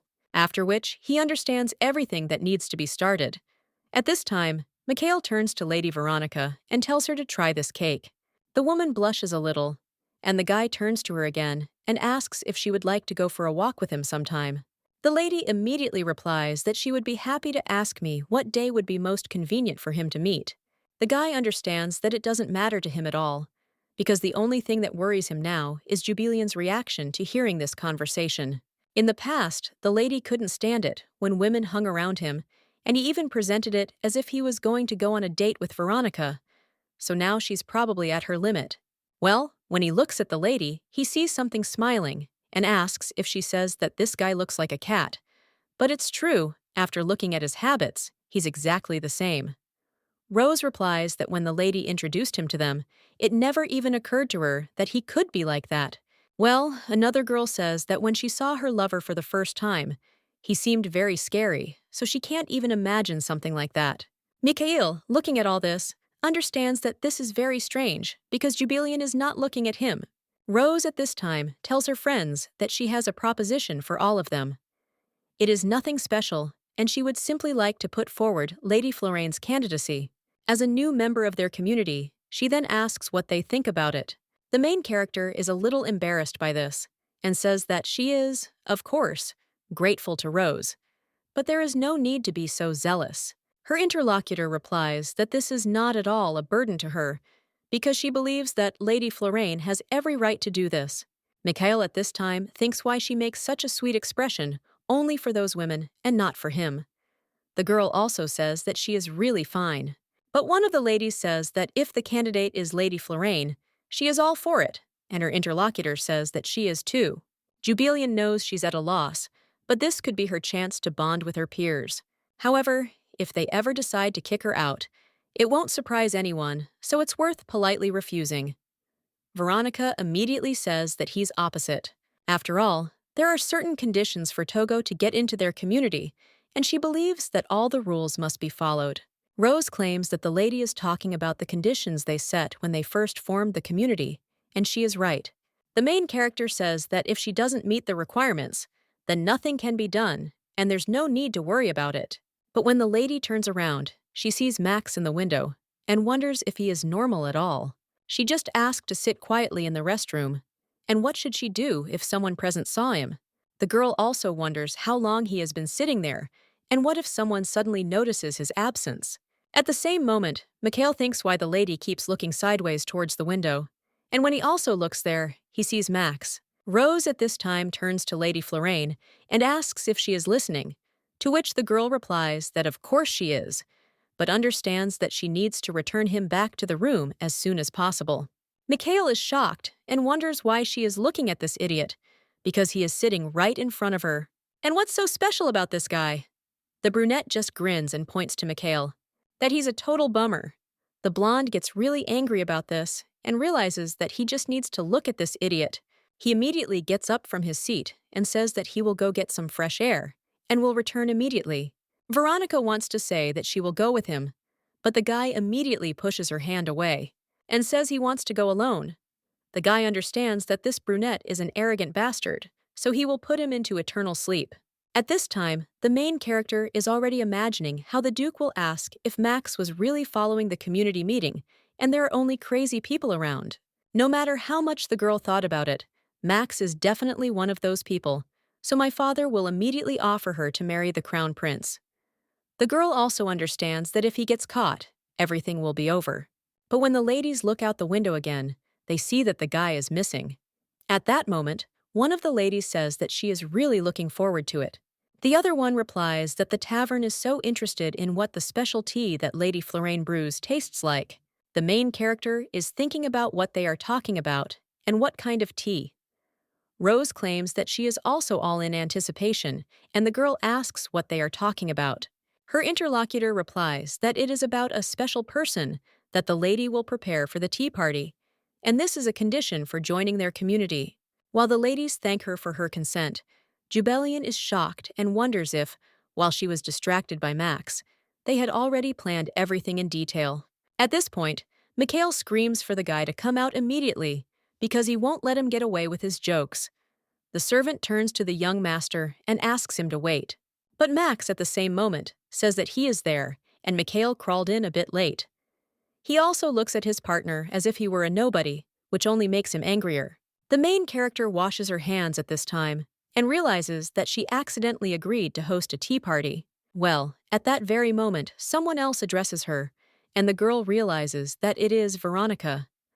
Her interlocutor asks Lady Florane why she keeps looking in her direction and sighs heavily.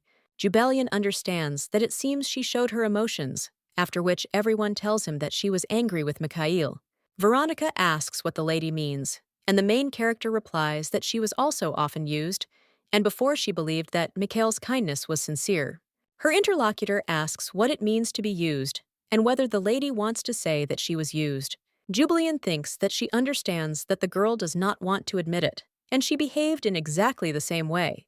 The main character apologizes for the inconvenience and says that she did not mean to hurt her feelings. Lady understands that it is a little offensive, but she is really embarrassed to realize that she is so similar. On her last one now, the girl turns around and says that she is going to organize a tea party as promised, and if she is uncomfortable being in her company, then the lady may not move, because she has nothing against it. And now she will return to the living room